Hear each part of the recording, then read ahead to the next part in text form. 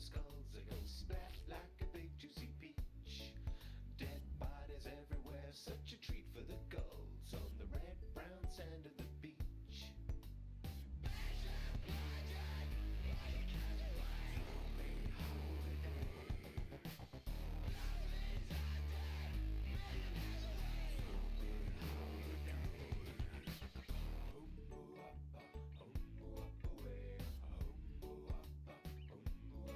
Slice the guts into spaghetti with electrical machetes, give them barbed wire cuts in the legs. Smash the bones like glass, make them choke on toxic gas, crack the heads right open like eggs. And you might call us sadistic, but I think we're altruistic for the amount of the misery. So if you're in a pickle, grab your cleaver and your sickle and come euthanize and live for me.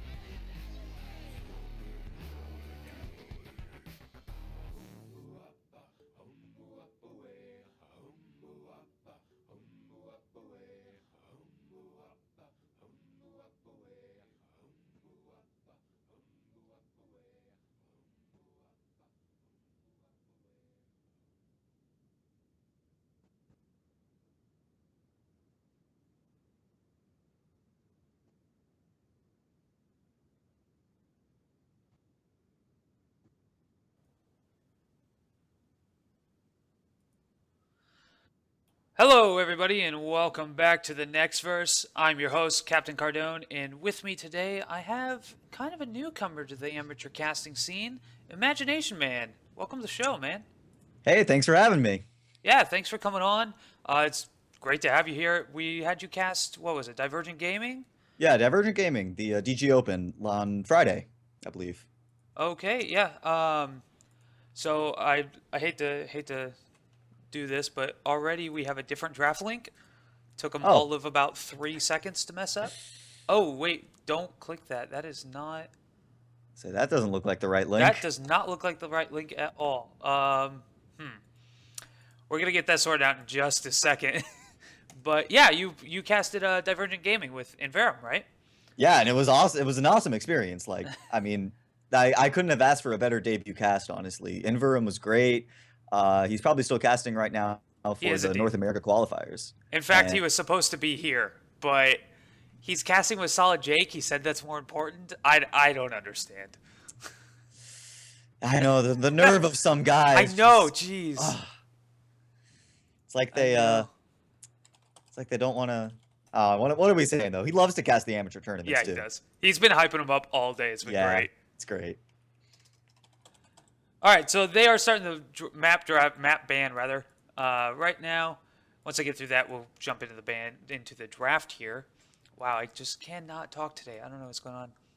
Let's see. What two teams are we looking at first? Our two teams first is TBD Gaming versus 40 Hands, and as soon as I open up the bracket, TBD Gaming, they have always been TBD Gaming.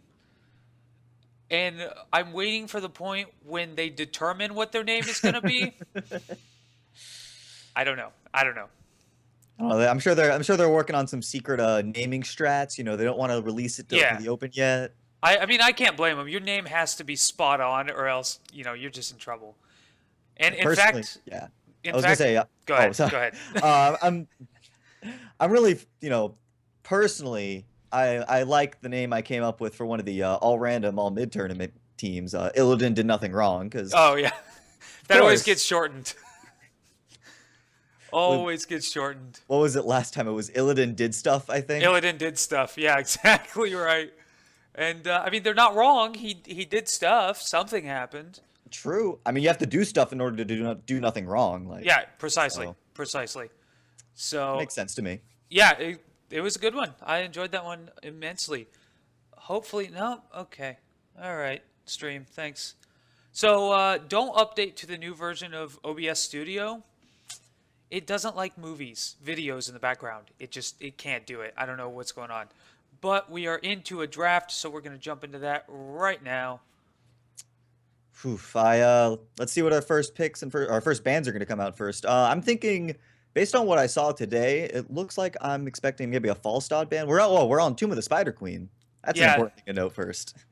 yeah. So probably not a Falstad band. Yeah, never mind, never mind. Maybe He does not see a lot of play on Tomb. Turns out. well, it's just such a small map too. His fly isn't that amazing, really. Why would they ban Tracer? I was there. Are we allowing Tracer? No, we're not. She's banned. Like she is perma banned.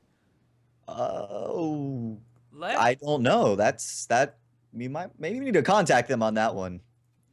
Yeah. So let me get a hold of them real quick. More traditional band. They banned Tracer. That's so weird. TBD though does come out and ban Zagara. Fairly good band, I think. If you, I think I've seen 40 Hands pick up a Zagara once or twice too. Pretty Yeah, good with that hero. yeah, and she's strong on this map. Oh yeah, They just burned their band. that was their choice. Their captain. Okay. Their captain's like, whoops. Oh, it was Yeah, an unintentional burn. Oops. yeah. I mean, they did not. That wasn't the plan. She looks good on the picture. I mean, great. But Yeah. I don't. Actually, it looks kind of weird. Everybody else normally has like a nice starry, the next verse back, like the background Right. that's got like a universe going on there. She's just got it looks like the pick screen or something as her background. Yeah. I mean, there's a couple of stars back there, or maybe my monitor just needs to be cleaned. I can't see anything. That's All right. Okay. Cool. whatever. Anyways, That's got to the first pick though. is what it is. Yes. 40 Hands picked up KT. Very solid pick, I think, for sure. He's good at clearing the wave, obviously. TBD counters with a Thrall pickup. Another amazing, popular, super strong hero. I mean, these two heroes right here, KT and Thrall, I think, sum up the meta for me entirely. Like, they're just so good. Thrall's so annoying to lane against. KT has so much damage output with his Living Bomb, Flame Strike, all that stuff. It's just so good. Yeah, so KT right now, okay, so Tempo Storm came out and said, hey, here's what our tier list is for heroes, and guess who we're at the top 2? In a tier that didn't even have a number, it just had an S, and that was KT and Thrall. Both of them phenomenal. Thrall even saw a small nerf recently, and still, he's top tier. And KT, of course, tons of damage coming out, especially on a small map like this where there are a lot of short lanes, choke points, things like that, where people are going to be clumped up. That chain bomb from level 1 rather is very strong.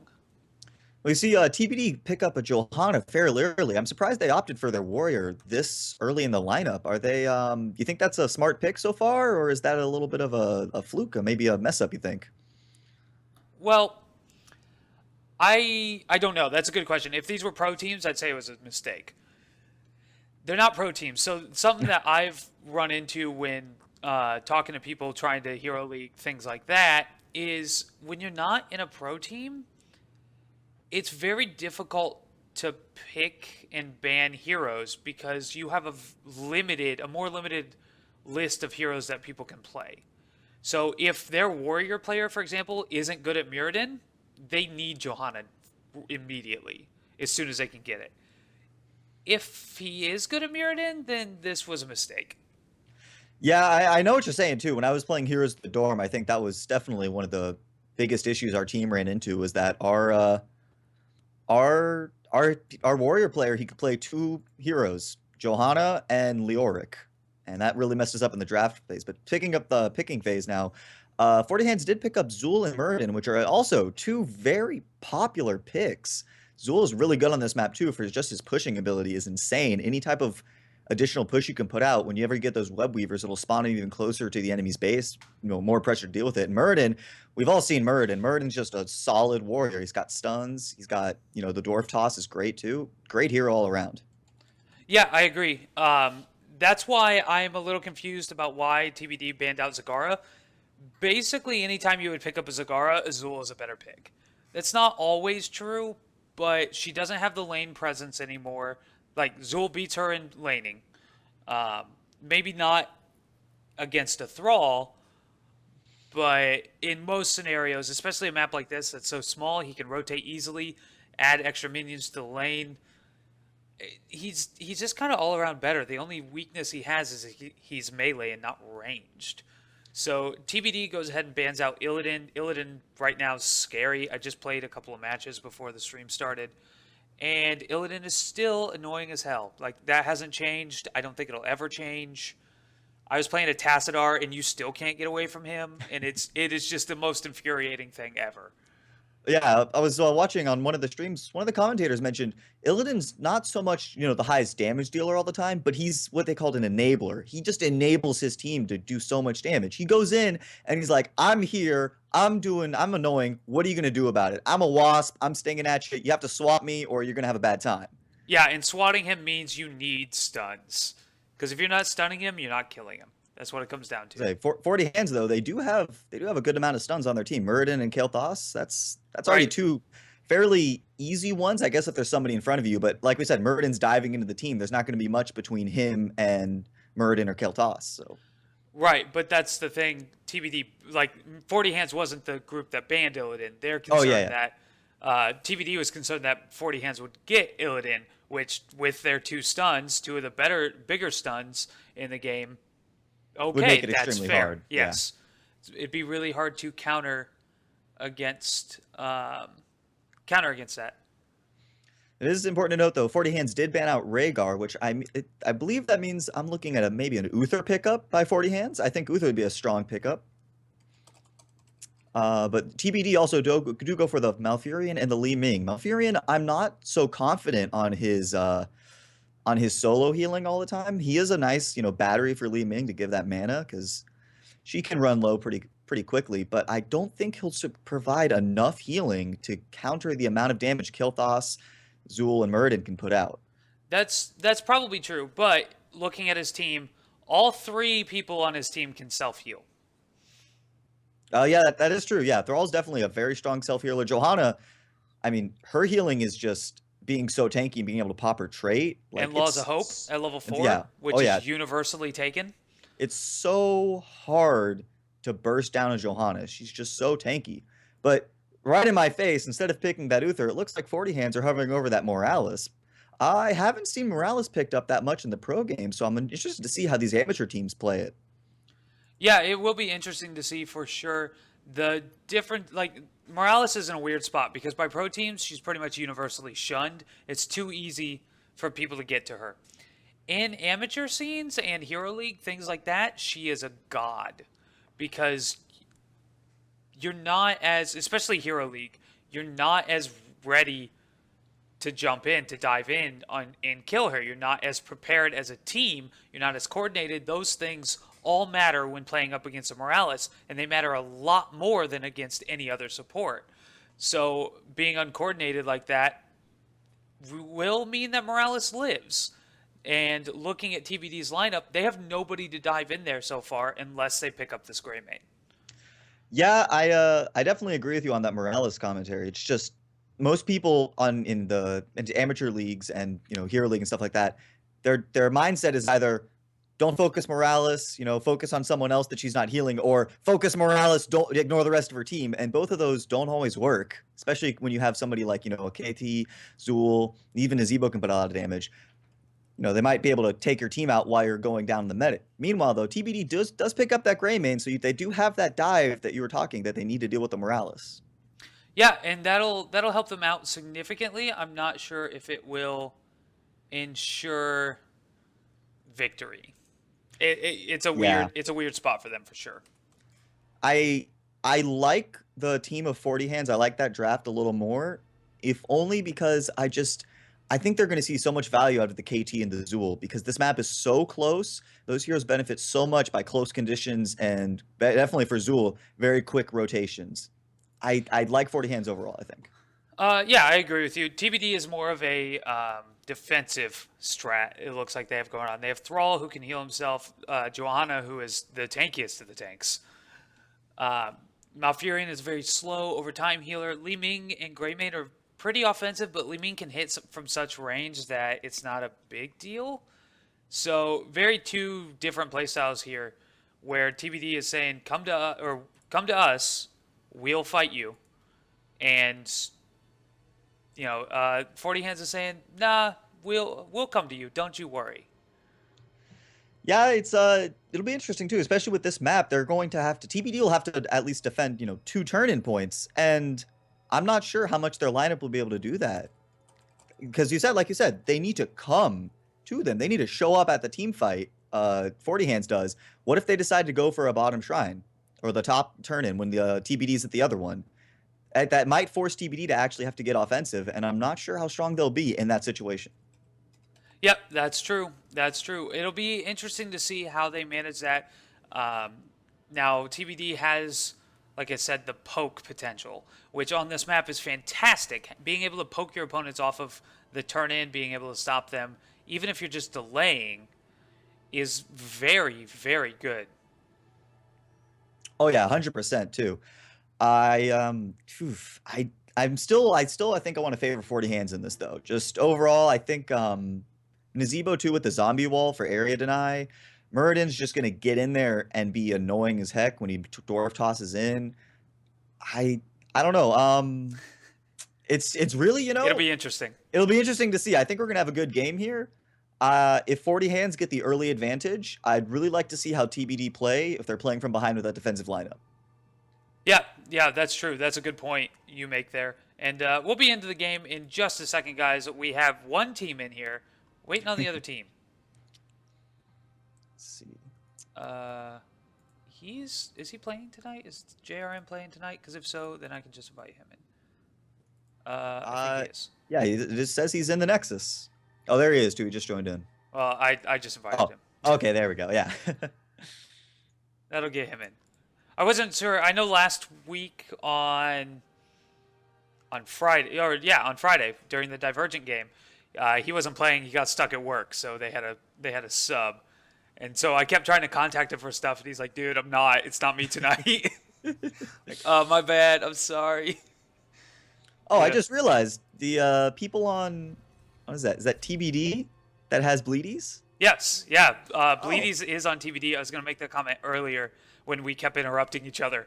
But yes, Bleedies, who hosts all the NexARAMas tournaments so far and is often found on this, not to mention Sweet Synergy and all sorts of other tournaments. He does a lot of adminning for those. He's on TBD Gaming, so it'll be interesting to see how he plays because I'm going to give him a hard time and he's going to be upset about it. That doesn't mean though I'm one in favor now TBT a little bit more just because I know gotta hold strong for those other casters. Yeah, there's a big difference between casting a game and playing a game. Oh yeah, that's for sure. It's a lot easier to come out here and watch from a high point of view over the map and say, oh yeah, they really got to work on that, keeping the living bomb from spreading. And when you're playing, you're panicking because half your team's on fire. Yeah, exactly. And, it's easy for us to be on our high horse and say, oh, well, they did this wrong and they did that wrong. But when you're in the game, those things, you may know that you did it wrong, but you may have not had another choice or, just little things can make a big difference. So it's understandable. We're just waiting on 2 to ready up. We have somebody who still thinks they're playing ARAM, apparently. I think he's having a connection issue, to be honest. Yeah, it looks like it. The KT also, unreadied. I'm not sure. Just waiting for that though. So let's see. Zool, what do you think the lanes are gonna look like for this map? So Nazebo will be bottom. Oh yeah, for sure. And Zool, the rest of the 4 should rotate. These guys know their rotations by now. So the rest of the 4 should rotate, and rotating with Zool and KT means you're getting a lot of work done. On the other side, it's a harder one. Probably Thrall bottom. Bleedies will probably solo that bottom part there, with everyone else counter rotating or trying to get kills. One of the two. Yep, and I think that means we're going to be in for a pretty good game.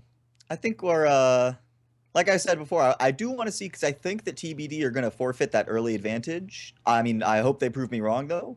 But I do want to see how they play from behind. I'm looking for a pretty good comeback if they can pull it off. Yeah, definitely. So just so you guys know, I'm going to go ahead and apologize. All the videos in tonight's stream are going to be dead. And they're dead because the new version of OBS Studio murders them. Rest in pieces videos. Yeah, rip videos. Rest in pepperonis. It's kind of frustrating, but there's nothing I can do about it at this point. So we're just we're gonna go for the long game and hope for the best. That's what I came up with. That's what we got. Such is the nature of quick, sudden casting. Getting ready. Gotta go. Well, let's see. What's that? I got bleeding coming in from my own mic. Hold on. There we go. I fixed that. There we go. I was gonna say I just heard you twice. Yeah. Well, actually, I have my clone sitting next to me. He's learning the ropes too. Well, it's good. That way you can be on multiple streams at a time. I heard that's sense. really good for getting your getting popularity Getting your name out there. too. Yeah. Yeah. Yeah, definitely.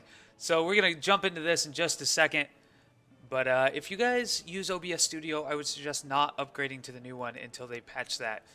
I upgraded today, and turns out you can't go back without uninstalling everything and redoing it. So, yeah. That's no fun. Yeah, no bueno. But we are in the game now, and it looks like on the side of TVD Gaming, we're going to have Try on the Malfurion, Hydras on the Johanna, Bleedies on that Thrall, Smaze on the Li Ming, and Rancid Guy on that Greymane.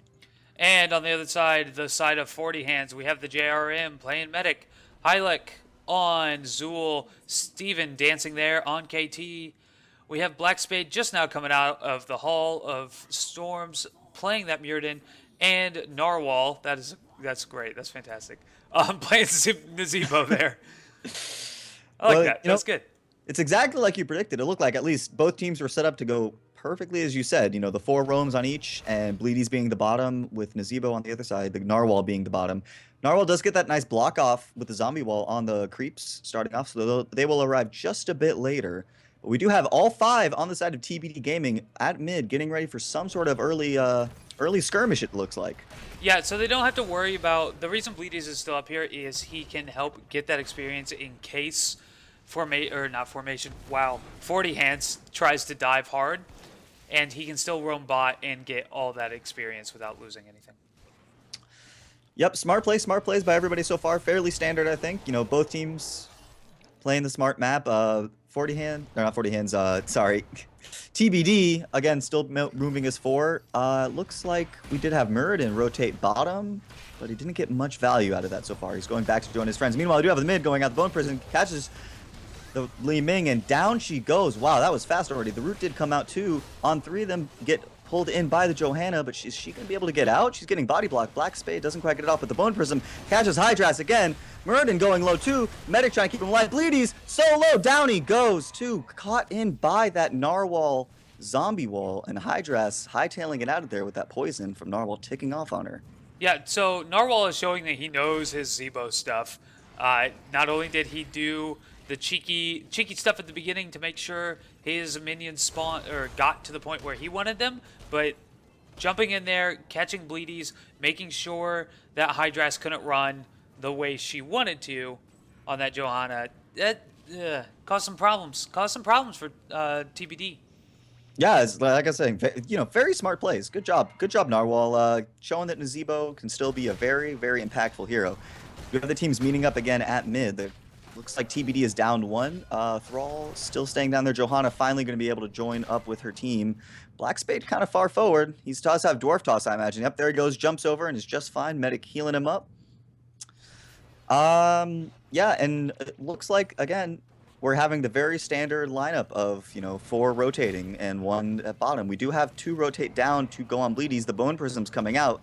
Is it going to be enough? Dwarf Toss jumps over. Zombie Wall, he is locked up, and he is going to go down again.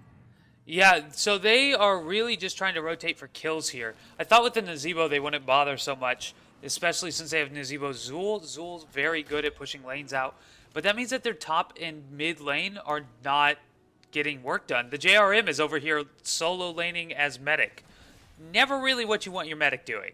That is beyond not efficient. Oh yeah, 100%. Because I mean, what is she gonna do? Ping at them with her little blaster on her arm? Not much is gonna get done there.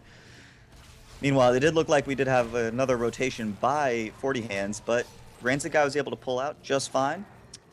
Meanwhile, we also have TBD pushing in mid a bit. JRM, again, they're sending their medic to solo lane at first bit. Steven coming around on the top. We got Hylek and Black Spade rotating around. Li Ming gets locked up. Gravity lapse. She's going down. Down she goes. Burst exploded. Waving bomb spreading to try. Down he goes too from the bomb, and Hydra's hightailing it out of there. Good pickoffs on the side of 40 Hands. Yeah, so even though they're doing these weird laning maneuvers where they have their medic solo laning and, all these really odd, to be honest, tactical decisions, they are just destroying in terms of kills. It is 5 kills to none, and we are 4 minutes in.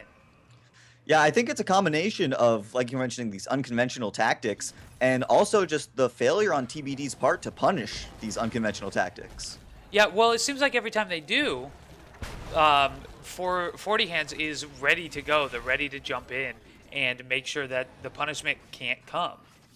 Speaking of ready, the first web weavers are ready, coming down on the side of 40 Hands. Let's see how this first push plays out. These early web weavers aren't going to be the strongest, so I'm not sure how much work they're going to get done. We'll have to see if we can force a team fight. Meanwhile, Hydras walks into all 4 of them, basically. Unstoppable pop to get him out. Bone Prison comes out, but it's close enough to the towers. I'm not sure how much you can do. Never mind, they're just laying in on her. Can Hydras get out? Hydras just barely. Wow. Sliver of health left there. 30 gems on Hydras. You cannot die when you have 30 gems. I mean, you have to understand, for everybody watching, this map is so determined by gem count. If you see that your opponent has enough gems to turn in, you always have to be watching both of those turn-ins. You're just going to be paranoid nonstop. So those 30 gems are huge boon for the side of TBD for them to get back into this game once these first web weavers fall. Yep, that is exactly right. Good. I could not have said it better myself. And these web weavers are getting quite a bit done. Normally they barely get walls. I know, yeah.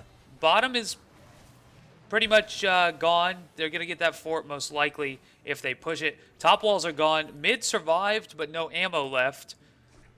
Nazebo's just got to push up a little bit, and he has this fort, rather. I know for sure. I mean, I can't imagine he's that afraid of Bleedies. Like, look, he's got barely any health, and he's got barely any mana. What can Bleedies do? We do have all 5, though, here now at that bottom turn-in. Yeah, so that was a huge mistake right there, what you're talking about. Rancid Guy went down there, showed himself, and then backed off, which basically just told Narwhal, hey, I should just leave. Meanwhile, though, we do have... That's what I was about to say. Boom. Bursted down is the Johanna. Caught out by basically all 5 of the side of 40 Hands. Try, desperately trying to run away. It's got Murden wailing on him. Bleedy's kind of doing body block, but also getting out that nice Frost Wolf to slow them down. And he's able to save his Malfurion friend. Yeah, Smay's trying to put damage on him while they're chasing there, but there's only so much damage you can do as a Li Ming. And yes, it's a nice little choke point there. I don't know. Poking away is nice, but you're not getting anything done there, buddy. Yeah, especially looked like she was going for like just a long range S there. The orb's not going to do that much damage because she's not speccing into it. She's actually speccing entirely into Magic Missile. Yeah, which both builds are fine right now. Orb build is kind of the one you go for. Hydra's here in a lot of trouble. Hylek does not care. He's following her in. That is a good kill, but at the same time, they did pop Phoenix a little early. I think I would have liked to see it held on just a little longer because I feel like if they had it now would have been a perfect time to cast it when they're going in because the Gravity Lapse does come out on try. They're willing down on that healing fountain, and TBD can't really decide what they're going to do. Stun does come out. I want to point something out real quick. Yes. Playmaker was picked and just used on Rancid Guy, but he got a cleanse off. Playmaker is in the game. It is not Avatar. Oh, wow. Okay, that's going to be great.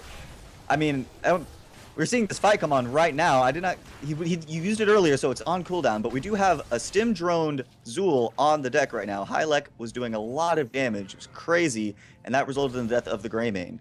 And this looks like we're going to get this last tower down here at mid. Narwhal pinking on it. There, down it goes. Yep. And they're So- looks like they're going in for a turn-in, too. Yeah, they might as well. They have loads of coins. They have map control here. I would turn in while you can. That means later they only have to get a few more and they're good to go. One thing I do want to mention is Stim was taken, but this is a case where honestly, if her other heroic was any good, it would have been taken. Stim was taken, and the only real target for it is Zool. Nobody else can really get a whole lot. Now, if Muradin's avatar form still had the micro stuns, you just Stim drone Muradin and everybody dies. Oh, gosh, that would be awful. That was a huge build for a long time. You take Muradin, have him go avatar, and you just stim him every time he avatars. Wow. It's painful. Like, basically, if he's hitting you, you're not moving. That's it. I mean, that's ridiculous. I'm kind of glad that's actually out of the game. That's one of the reasons why they got rid of it. Yeah. I mean, Avatar still is a very good ultimate. Like you said, Bleedy's no. Bleedy's no walking in down. They have so much lockdown and so much damage to follow it up too. I don't see what they're gonna do. If they keep on walking in blind like that into the team, they're not gonna win this game. No, they have to pay more attention to where the enemies are. If you can't see them, assume they're around the corner. I tell everybody that. It doesn't matter what level you are at, what level of play. If you can't see them, yes, they might be at a camp, they might be doing this, but you have to assume that they are next to you and you don't know it. And it's really surprising too. If you look on the side of TBD, they have Malfurion. He's so good at checking blind spots. He's good at checking bushes. The moonbeam is it just gives you free vision of a certain spot. Like, just why not use that? Yeah, exactly. Cooldown kind of sucks for it, and you can't, there's a lot of mana involved in doing that consistently. But it's better than losing a hero. As I say, yeah, it might have a nice cooldown, but heroes generally have a longer cooldown after dying. Yeah, that's true. Well, not at this point. We're still only 10 minutes in, and this fight is breaking out. A beautiful Sunder coming out. They may actually be able to turn this. The tank is down. Two other people going down, blinded. The JRM goes down. Wow. This turn is huge. This could be a full team wipe. It is looking like that. Down goes KT. That is a full team wipe going the way of TBD. Beautiful.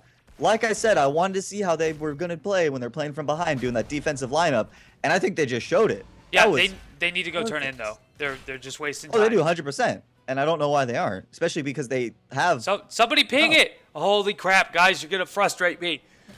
Ping it. Somebody. High dress? There we go. Okay, good. Somebody's doing it. Cool. And he has 10 more than needed, really. But I was just wasting time waiting for people to get up. So now the whole enemy team is up. A lot of their heroics are on cooldown or going to be on cooldown. These web weavers might not get a whole lot done. Yeah, and especially if you look at like top lane, that's pushed almost about 2/3 of the way to the side of a TBD. So I'm not sure how much work top's going to get done. We do have a bit of a engagement going on. It looks like they are choosing to disengage though. 100%. Yeah, the problem there was Black Spade actually saved Rancid guy by haymakering him over a wall. Oh, jeez. He didn't mean to, but that's what happened. It's always kind of unfortunate. You're just gonna give advantage to the enemy team. We do have a beautiful gravity lapse followed up by a Phoenix. A lot of damage is coming out, but it does look like TBD is able to pull back. And now I'm not so sure about this. 40 hands. Watch yourself. Every heroic on 40 hands' side was used except Stim. So yeah, they need to be careful. Meanwhile, yeah, if we look on the side of TBD, they're only missing what? Disintegrate. That's going to be up in a couple seconds, I imagine. And Sunder. Sunder was probably the biggest ult they popped. Yes. Yep. I did not realize that Haymaker had such a short cooldown. It was 40 seconds. 40 seconds? My gosh. Yeah. Well, it came back up after that last Haymaker, and I'm like, wait a second, that's not right. But yep, it absolutely is. That is a short cooldown. It could be good. Could be good. Let's see if he gets a nice dwarf toss into a haymaker kick right here. Let's see if he kicks. He just used every ability and hit nothing. That's not how you play that hero, Black Spade. I'm seeing some pings come out too on him. Yeah, I think the rest of his team's like, hey, chill, we're good. Like, just slow your roll a bit.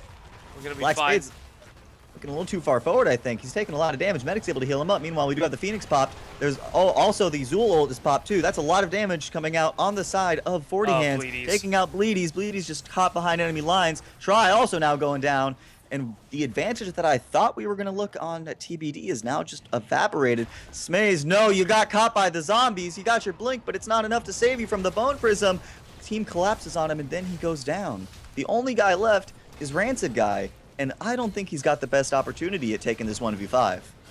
No, especially since his build is not a ranged one. It is pretty much full melee build there. I mean, I can understand that a bit after they nerfed the Gilnean Cocktail. Well, yeah, no, it's fine. He just can't 1v5 that way. Oh, yeah. That's all I'm saying. He's not going to win that fight for sure. Meanwhile, we do have almost everybody up now. They are going on high. Is he able to get out? No, he's not. That was a really fast burst down. They're going for more. Sunder is popped. Are they going to focus down the medic? Zombie Wall being able to block off, making for one by one through there. Muradin, haymakers him out of there. And he just saved his teammates. They're going to retreat just fine. Yep, They did lose Zool, though. It was a very good haymaker to just push everyone away. I love that ability. It is fantastic. Now, 40 Hands has been up a talent tier this entire time, and two people have not picked it yet. Muradin and Medic are both waiting. Wow, that's surprising. It's interesting. It could be smart, though. You know, hold on to it, see where the most value come out to. Maybe check and see what the enemy team picks up for their level 16s, too. Right, and it's also kind of a mind game.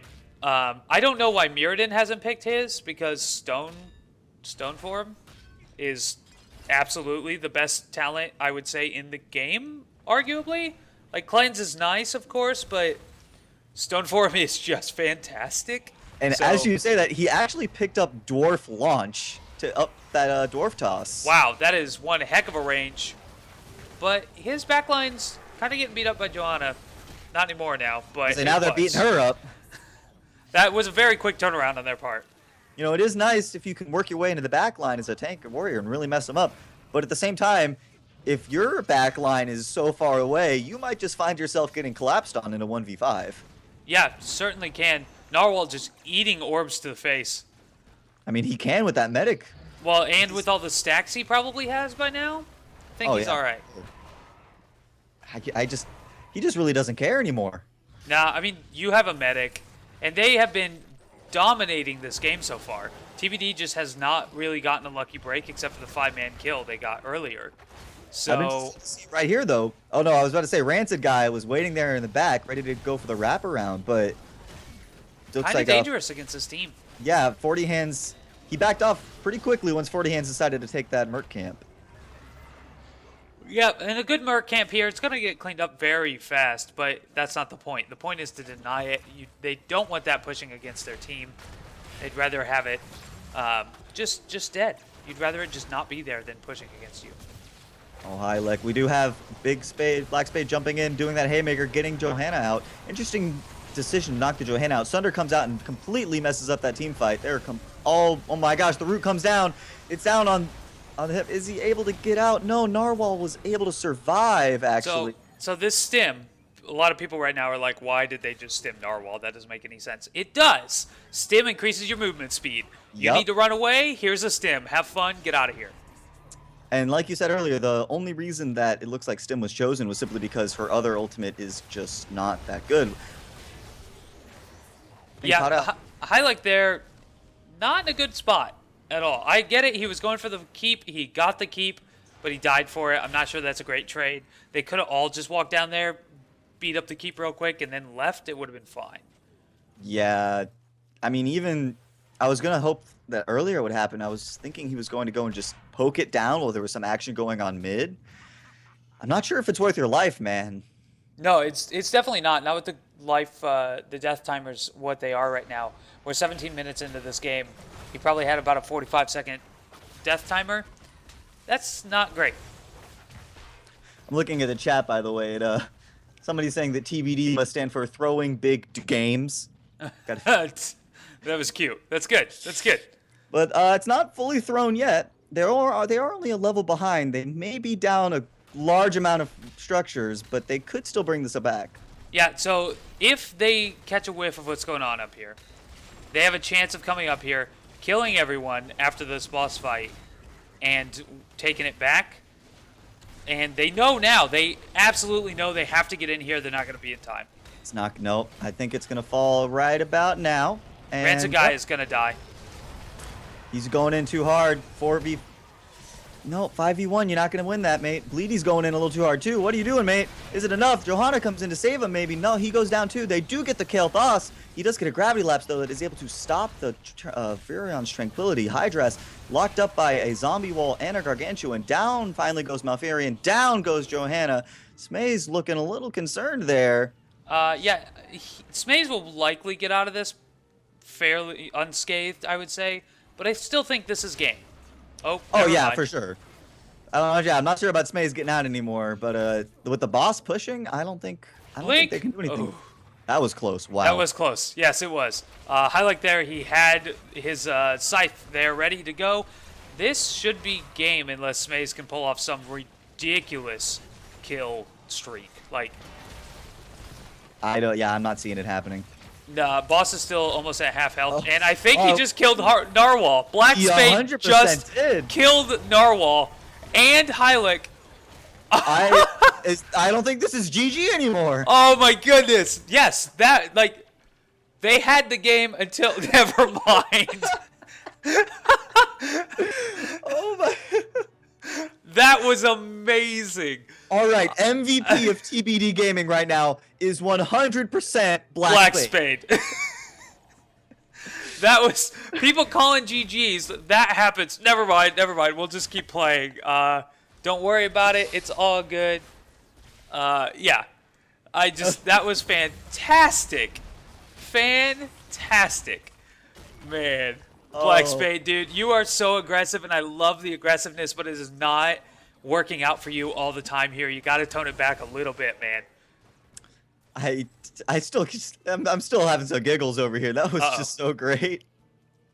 Oh, we do have Bleedies though. No, Popping Bleedies, Thunders no! Going, that's a little early on that ultimate. I don't think they're going to secure any kills off of this. In fact, Bleedies is getting down to half health. Try also getting down to half health.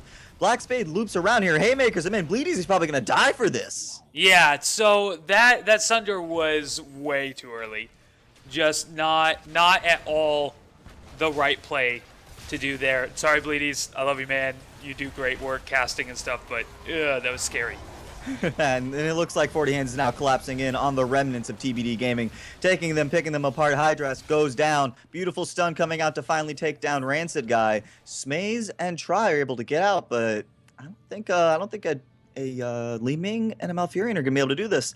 The camp is up at bottom, but I think they're just gonna say, you know, we have enough damage. You guys are down for a long time. We'll just finish the game. Yeah, so Smays literally has to kill them before they even get to core, and seeing as how that didn't happen, this is game over. And there's a huge mini wave coming in top, just to add insult to injury. The catapults by themselves, we're gonna take care of that. Yep, that's GG right there. Yes, It is. Looked like TBD might have had some inside job help, but they weren't able to pull it out after that. I don't want to say nice defense, but fortuitous defense. Some fortune happened there. Some Yeah, so fine intervention seemed to come in the shape of Black Spade's Muradin. yeah, I'm not sure what the thought process there was when he said, "Oh, my allies are running away because they're hurt. Here's a gray main." What? Like, double kill off of you sending gray main to the right place at the right time? That's definitely the highlight of that game for sure. It was fun to watch too. That game was fun, I think. Yeah, oh yeah, it was definitely fun to watch. I just kind of felt bad for TBD Gaming. They did not really have exactly what they needed to get everything done. And let me make sure everyone knows that we are ready for the next game. And hopefully everybody remembers Tracer is banned. Tracer is banned, yes. No Tracer, so don't ban Tracer. That's a bad plan. So are we going to be following 40 Hands? 40 Hands all the way? We might. We'll see what happens. It looks like the previous group is still playing. So if we get another game oh, no. I was looking at the wrong thing. Once again, I was looking at Formation Gaming and not 40 Hands. So one of these days I'll get that right. But yeah, let me just contact 40 Hands again and we'll follow them. Say, for anybody wondering, it looks like RFS Gaming managed to take down Eternal Time, and they will be facing Psystorm Gaming. Psystorm Void is going to be facing 40 Hands. We just saw their victory. And Psycom Esports and Formation are both waiting on their previous opponents' matches. So, for those of you who don't know, by the way, I believe both Psystorm teams were in the qualifiers today. They sure were. A lot of people were confused because instead of putting like Psystorm Gaming and Psystorm Void at the top because it's too long, casters just put Psystorm. And then people went, wait, why are there multiple Psystorms playing? Like, what? Is this the same team? That doesn't make any sense. But it's two different games. Yeah. Obviously, teams, rather. Yeah, they took my advice. You know, they had clones of themselves so they can get more name recognition. So, let's see. Do we have a draft link? Is that coming up, or we still having a bit of a reporting issue? I think that happened on Friday. We had a part of the whole wing of the tournament held up. It looked like because somebody forgot to report. Yeah, that was really frustrating. That's why I was trying to get a hold of I think the JRM, because somebody just didn't report and nobody knew what was going on. Okay, so I mentioned that NexARAMas was supposed to be casting tonight. He did cast the qualifiers all day, so I don't blame him. He just realized that we already started. Sorry, friend, you're an hour behind there. He's like, doesn't it start at 9? No, it doesn't. Turns out that is not the start time. I have a draft link for us. Let me get that to you. It helps if I click on yours. There you go. And this one's a correct draft link. That's the best part. That's the best type of draft link. I know. So we're just waiting on the teams to get in. But while we do that, we need to point something out. At the top of the screen there, you notice there's a little bar and Matcherino's little symbol. We need your help, guys. We're trying to get to $350 there. We have 308 in what I assume is 80 cents. It just says 0.8. I'm assuming that's 80 cents. And not 8 cents, because that would be even worse. But if you want to help out, you can put an exclamation point Matcherino and go and donate a free $1 to us. That's right, it's free. It doesn't cost you anything. You just have to put in the code word, which is NexVerse 2. In theory, it got fixed in NexVerse. Just regular NexVerse works, but I don't think we had to. I don't think we had time to actually test that. So you're welcome to try. Let us know. We'd be happy. There was a bug earlier. That's why we have 2 different code words. So if you'll go do that for us, all this money goes straight to the teams that win Season 4. We don't see any of it. Matcherino doesn't see any of it. The admins on the back end don't see any of it. It all goes to prize pool. So help out the teams here. Help them get the money they need to become pro players so that they can actually play this for their jobs. They can get picked up by teams. We want to see that happen because that's good for not only the amateur scene but also for the pro scene. Oh, yeah, and I'm challenging you guys. I just did it. I can confirm that the code works, so you guys get on it too. Thank you. Thank you very much. I appreciate that. We are following 40 Hands. Gummy, chill. Relax. Go breathe. Go get a beer or something. It does look like we are waiting on 40 Hands to ready up in that draft. Psystorm's already. Which one is it? Which one are we looking at again? Psystorm Void. Okay. Void, yeah. Void. I have to remember that so we don't get them confused like everyone else seemed to do today. You know what? It's rough when one brand has multiple teams. That can make it kind of annoying to deal with. It's just the way it works. For those of you that are wondering, we're gonna actually that helps. Hold on, sorry, I'm getting there in a second. Cool. Here are the brackets. Could not do it. I was just pressing the wrong button constantly. Let's make those a little bigger, shall we? There we go. I didn't really make them bigger. 2 seconds. We got this. There we go. So Formation Gaming is going to play against Infernal Donglords coming up soon. Psystorm Gaming up against RFS Gaming. We saw both of them in the qualifiers today. Psystorm Void playing 40 Hands. We're going to follow that game next. And last but not least, we're going to have Psycom Esports playing up against either 5 Randos or the Gentlemen. And we do have the draft. The bans on the maps are occurring right now. So soon we'll get into that draft. Like The bans aren't the maps. They just aren't that fun to watch. So we'll get They're, you right when they they're start really banning boring. heroes. Yeah. Yeah, It's hard to talk about them too because there's so many maps. Like I could talk about the ones that are left, but they're all the ones we think are left. The only one yeah. that isn't in the rotation right now is Tomb of the Spider Queen. That's the only one we normally see that isn't in the rotation right now. So great. It's just kind of boring. Eh, not worth My, it. as I say, my money's on Infernal Shrines. I want to see some John Cena's come out.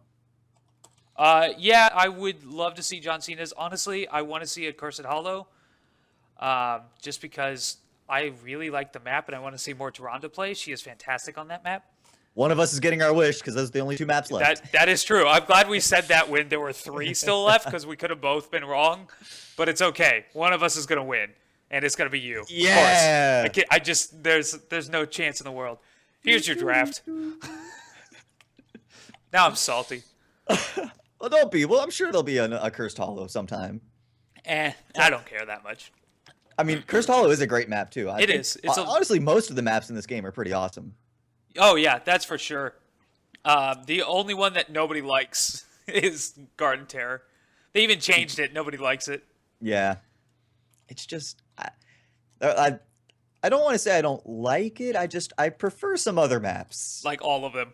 I like all of them. I maybe. prefer Haunted Mines to Garden Terror. Oh, I don't ever want to go back to Haunted Mines. Dude, that is my favorite map. It will always be my favorite map, and it's because we played 3 specialists, 2 support against a team that was against a 5-man team that had a full comp, like a real legitimate comp, and we kicked their butts. We did not win a team fight. It was like 40 kills to 2, and we won the game. And you can't do that on any other map.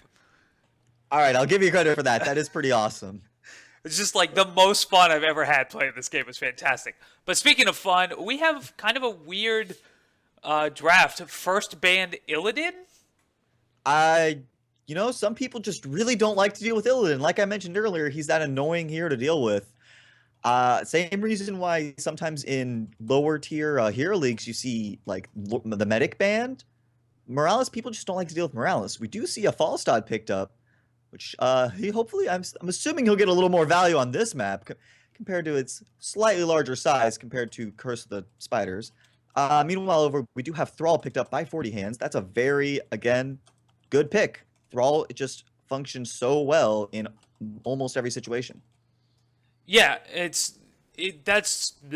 wow. I'm trying to type to somebody and talk at the same time, and that is obviously not working. So let me stop doing one, and I'll do the other. I really like these picks. Thrall, first pick, of course, since KT's banned, is absolutely the way to go. Falstad, Li Ming, both of them very powerful. Magestad is scary strong and really helps stop people inside those shrines. You can just toss a hammer in there and decimate. You can not only decimate, you can also steal the skeletons from them too. Yeah, especially with Boomerang. It's fantastic. Oh, yeah. Now, looks interesting. 40 Hands appears to be hovering over Diablo. Again, that early warrior pick, but the fact that they're picking Diablo kind of signals to me they weren't picking Johanna early because their warrior can't play any other warrior player. It wasn't them. It was TBD that did that. Oh, it's TBD. Yeah, sorry, I'm getting confused by the swap up of the sides now. Sorry. 40 Hands on the blue team. Oops, Sorry. my bad. No worries. But it's still kind of weird, Diablo first pick. But if you're going for a Tyrande, that makes a lot of sense. Or not first pick, but before the first bans. Oh, yeah, no, Diablo and Tyrande pair up really well, too. Assuming, again, I would hope that 40 Hands have their teamwork down. That's going to be a massive amount of lockdown coming the way of 40 Hands between Thrall, Diablo, and Tyrande. That's so much lockdown. I'm interested to see how Psystorm draft around that. Yeah, that's a good point. So as far as banning somebody out, they need to ban out probably Rhaegar here. It's such a hard thing. Rhaegar's the best support to ban out against this comp on this map. If it wasn't this map, Uther, but they're going to decide to ban out a Grey Maiden instead. I guess they don't want to play Grey Maiden, and they probably thinking that 40 Hands is going to go solo support Tyrande, which you can do. I'm not a huge fan of it on this map because this map is all about sustained fights. Yeah, I was really looking for maybe like I said, a Rhaegar ban from Psystorm and picking up Uther. That would have forced 40 Hands, I think, to go for maybe like a Tassadar or something, maybe a monk. But I don't know where they're going to go with this now. 40 Hands holding on to their ban for quite a while, definitely thinking this one out. They might ban Rhaegar and force Storm to take Uther. I think that seems like a smart decision. Yeah, they could. Um, it depends on what they're looking for. They're gonna ban out Johanna. That's fine. She is very good on this map, but Mirrodin's still available. So it's honestly at this point banning out warriors unless you already have one of the top 3 warriors. There's not really a point to do it. Yeah, But and they have Diablo, so that just yeah, opens up Mirrodin entirely for Storm. I wouldn't be surprised if that's one of these first 2 picks now. yeah, Mirrodin and ETC both fine here, especially if they can catch both Diablo and Thrall in the mosh pit. Tyrande, of course, has a stun, but if you catch them and your team's on top of that, it doesn't matter how quickly you get stunned out of the mosh pit; they're dead. And just like you said, they're hovering over ETC right now. Be interesting to see. They have the Leeming, they have the Falstad, they have the ETC. Who are they going for support? Like I've said, I've wanted to see the Uther, but they never banned the Rhaegar. So Rhaegar is in the pool here. Do you think they'll pick up a Rhaegar to complement that ETC? Yeah, I would. Rhaegar, his lightning shields, that build on this map does so much work on the shrines. Those guardians just die. It's great too, especially if you get a nice nice mosh pit off. You can put that shield on there. Li Ming starts putting out the damage. Falstad's also got some nice damage coming out there. That's a massive wipe on the 2-3 heroes that you would expect to get. But they're faking us out. They're picking up a Sonya. I like it. I actually like that a lot. Sonya, spin to win. I mean, what more do I need to say? It's spin to win. That's all you have to say. Spin to win. Just take down those guardians. Take down the enemy team. I didn't think about it, but that is a good pickup. But again, they're still missing that support. So I want to see 40 Hands. Are they going to pick up a second support to complement that Tyrande? Or are they just going to leave her as a solo heal? I think they'll pick up another one. I would imagine they'll pick I up would another hope one. so. But they might. I don't know. Again, this one's all about sustain. And they have some sustain right now, but they have a lot of burst. And not really a way to heal up 2 of their people. If Diablo and Jaina get hurt, they're just hurt. Sorry. Thrall can heal himself, of course. He's a great pick pretty much anywhere. But I don't know. We'll see. We'll see what their last pick is. If they decide they might go Tassadar with this. It's not fantastic, but they could. I mean, it would give them some. Yeah, give them some more AOE to clear through. But apparently they're just. Oh, okay. That makes more sense. That makes Zagara. Okay, Zagara pickup. Smarter, I think. Yeah. Yep. Zagara has kind of fallen out of favor recently for a lot of teams. She's no longer that first pick, first ban, nothing like that. She's strong, but she's strong, but she's not. Yeah, she's not Thrall level. She's not Kael'thas level of strong. The funny part is she never got a nerf. Like they nerfed her Hunter Killer, and people still first ban, first pick her. They buffed her other heroic, and now people are like, nah, we don't want her. I think, it's not so much direct nerfs to her, it's just nerfs to the overall structure of the game, or changes, not nerfs, but changes. Especially to, like we said, Kael'thas and Thrall, they're just so good now, you can't pass them up. And they do, Storm eventually pick up that Uther, finally getting their support on the lineup. And I think Uther, if I remember correctly, has the highest burst healing in the game. So maybe that's an attempt to deal with the 40 Hands burst damage that they can put out. Yeah, it probably is. Neither team really very sustainy. Sonya can heal herself. Li Ming can heal herself if she's getting kills. Thrall can heal himself. Zagara can heal herself if she's standing in the right spot. But neither of these teams very sustain-oriented at all. Yeah, I think I'm going to favor overall. Oh man, this is a hard one to pick up. I'm going to pick Storm. I'm not 100% sure why, but my gut is telling me I see somebody like Sonya, ETC, Li Ming get a good mosh pit off, and I just see 40 Hands evaporating. On the other hand, though, 40 Hands, if their Zagara is able to get a nice, Tyrant Maw off, is able to take away maybe 2 or 3, maybe get that Uther and Sonya or ETC out of the fight, 40 Hands can probably just steamroll through Storm. Yeah, that's certainly a possibility. It's gonna be a weird fight because basically what's gonna happen is a shrine's gonna come up. Both teams are gonna be like, go, go, go, go, get the shrine, we're gonna win, lar! And then they're gonna just smash into each other's faces and both realize, hey, we should leave and go heal because we get our butts kicked, and so is everybody. And that doesn't like what. Guys, it just slow your roll. Interesting to note, by the way, there is no cleanse, I believe. I'm like 99% sure Tyrande does not have cleanse She in her does not. talents. So we're looking at 40 hands not having cleanse. Meanwhile, we definitely know Uther can pick up cleanse. That might be an important factor, especially because things like Jaina slow, Tyrande stuns, Diablo stuns, Thrall roots. Those are things that you really just want to cleanse through and just keep face rolling. So putting maybe that cleanse on a Sonu who might get interrupted partway through her dive into the back line, that might be a key factor in Psystorm's victory if they manage to pull it off. Yeah, that's definitely true. Now, the problem they have is ETC is never going to get off a mosh pit. Oh, yeah. 100%. If he does get it off, it's for a split second. Yeah, if that even. Yeah, and that's the thing is, let's count the ways that 40 hands is going to stop this. Sunder, Diablo's Apocalypse, Tyrande stun, Jaina can't really do anything, Zagara Maul. I mean, Jaina can't do anything, but she could just put out a ton of damage on that ETC. She could just kill him. That's true. That works functionally the same way. You still interrupt a mosh pit. That's true. That mosh pit is not getting full value if they are dead. That's you make an excellent point there. At least not until level 20 when he could. When he gets two mosh pits, if you do that, yeah. Technically, he could do that, but I'm not sure. I think there'd be probably some better talents to pick up at that point. But we'd have to see. We'd have to see how the game plays out. Yeah, it'll be an interesting thing. We're just waiting for people to get into the lobby here.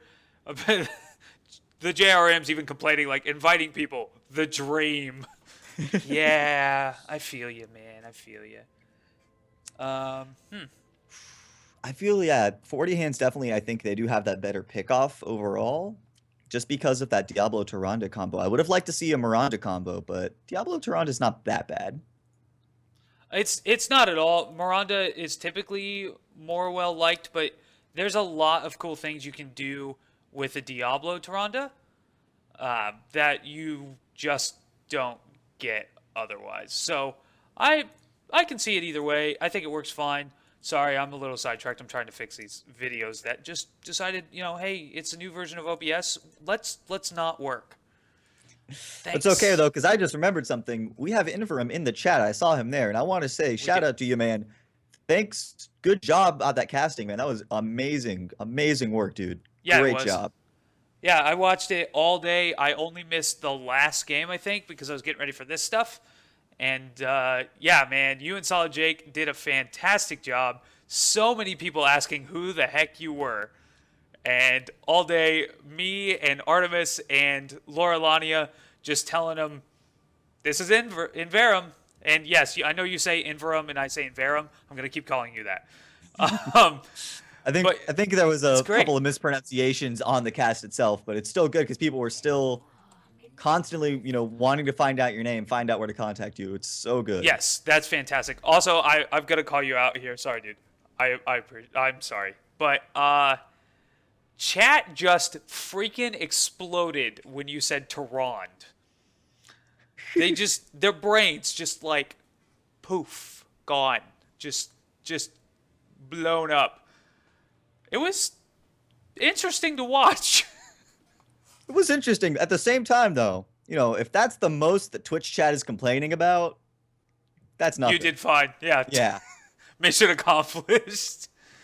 No, it was great. That was a solid cast all the way around. All three teams today, casting teams, did a great job of casting. It was loads of fun watching all of them.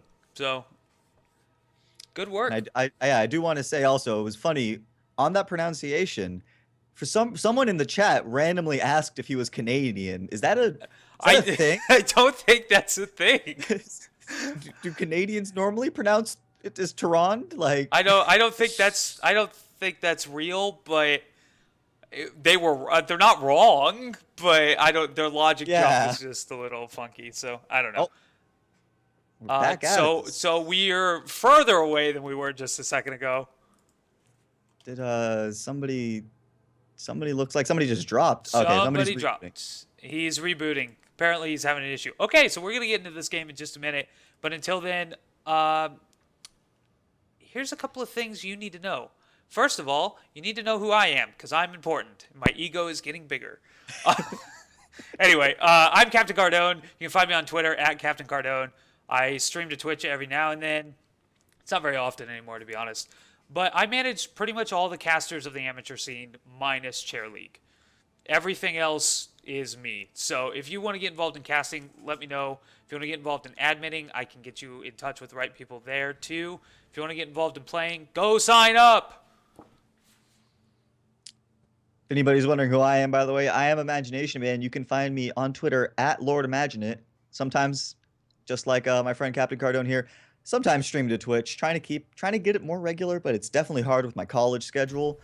You can find it at twitch.tv/imagination_man. And we are getting into this match. Finally, we are ready to go to Infernal Shrines. You kids and your schooling. Oh, it's definitely a ride. Yeah, I bet. I'll say, by the way, he was talking, Captain Cardone was, about getting involved in casting. He's how I got involved in this, so you guys can do it too. If you have an interest, just try it. It's so much fun, so much just hype, excitement, such a great experience. Yeah, it definitely is, and feel free to email me, captaincardone@gmail.com. I had to think about that for a second. I just created it like a month ago, so...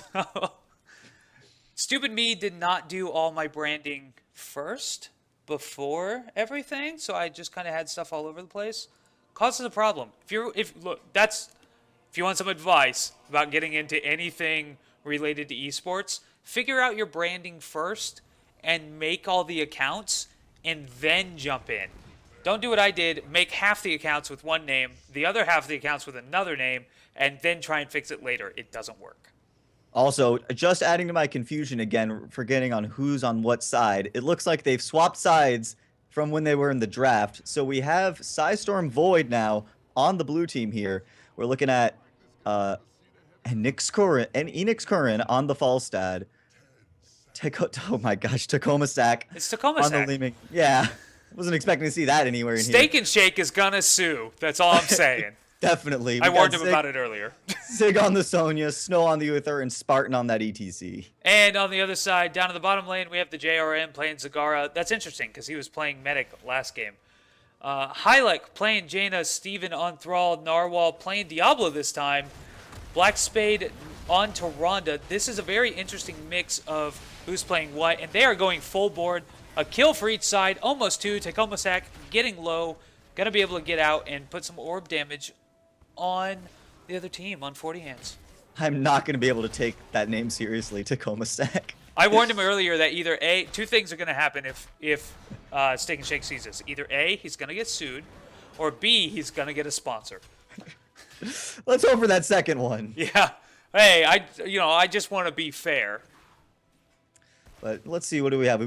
We do have Zagara laning in that bottom lane. It's fairly, I would think, normal, but she is getting caught up by Spartan on that ATC. Not much coming off of that though. A little slide stun, but lets the JRM pass by without any too much of a hassle. They're rotating back towards mid. Yep. So I actually, as much as I like that the JRM is putting creep everywhere, I don't like how he's doing it because these are so easily found, and he is in trouble now. Oof, Zig missing that ancient spear, so there's nothing that's going to happen though. But they are, again, like you mentioned, they're going to clear through these creep tumors so easily because it's fairly obvious where they are. Oh, it's blatantly obvious. It's not even like close. He doesn't have the extended creep, so he can't do anything about that. And they're isolated. They're not staggered, or they're not chained together. When you chain them together, it makes it very difficult to find them. Yeah, the only ones that are chained together are the ones up on his side of the map. Offering, I guess, the vision is nice, but it's also nice to have and see where your enemies are rotating more towards their side, too. The first shrine is active, though, here in that middle shrine, and it looks like, for the most part, the teams are getting ready to form up. We do have one from Void on top and bottom, so we only have 3, and there looks like 40 Hands is taking advantage of that, putting out some damage on Zig and Spartan. Yeah, they wanted a kill there, but just Spartan able to get out of things like that so easily. And Toronto blowing her Lunar Flare a little early there, gonna hurt. Yep, and again, the teams have reformed more or less. Zagara has joined this fray, right? Yep. Where is she? There she is. She's right by I'm just Highlight. blind. No, she just blends into the map really well. It's that skin color is just messing me up. As at least once they get on the other side of the map, it'll be a little easy to see. But anyways, both teams are basically split right down the middle, with Steven and Tacomasac on their respective teams, kind of getting those pokes off as much as they can. So that's why we look at it; they're almost perfectly even on Guardian kills. Yeah, if they can get this kill though on Steven, it's not going to be even anymore unless they also kill Spartan. This is amazing. I love how they just keep trading kills out. Now, they didn't quite get it that time, but they got close.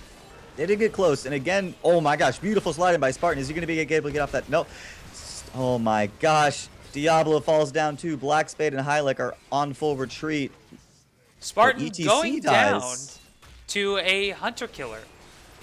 You cannot underestimate those Hydralisks. They're annoying for a reason. They deal a lot of damage. Meanwhile, Zig getting caught out, maybe getting a little too greedy, going too far forward after they secured that Punisher. Yeah, Hylek, why are you still standing there, buddy?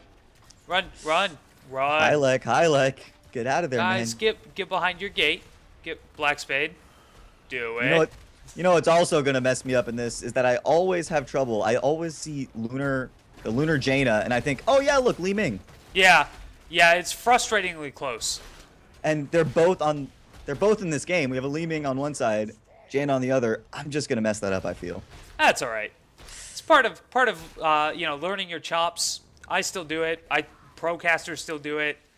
I mean, we saw Jake mess up a couple of times today. It happens. That's the nature of the business. When you're doing anything live, you just have to say, you know what? I'm gonna screw some of this up.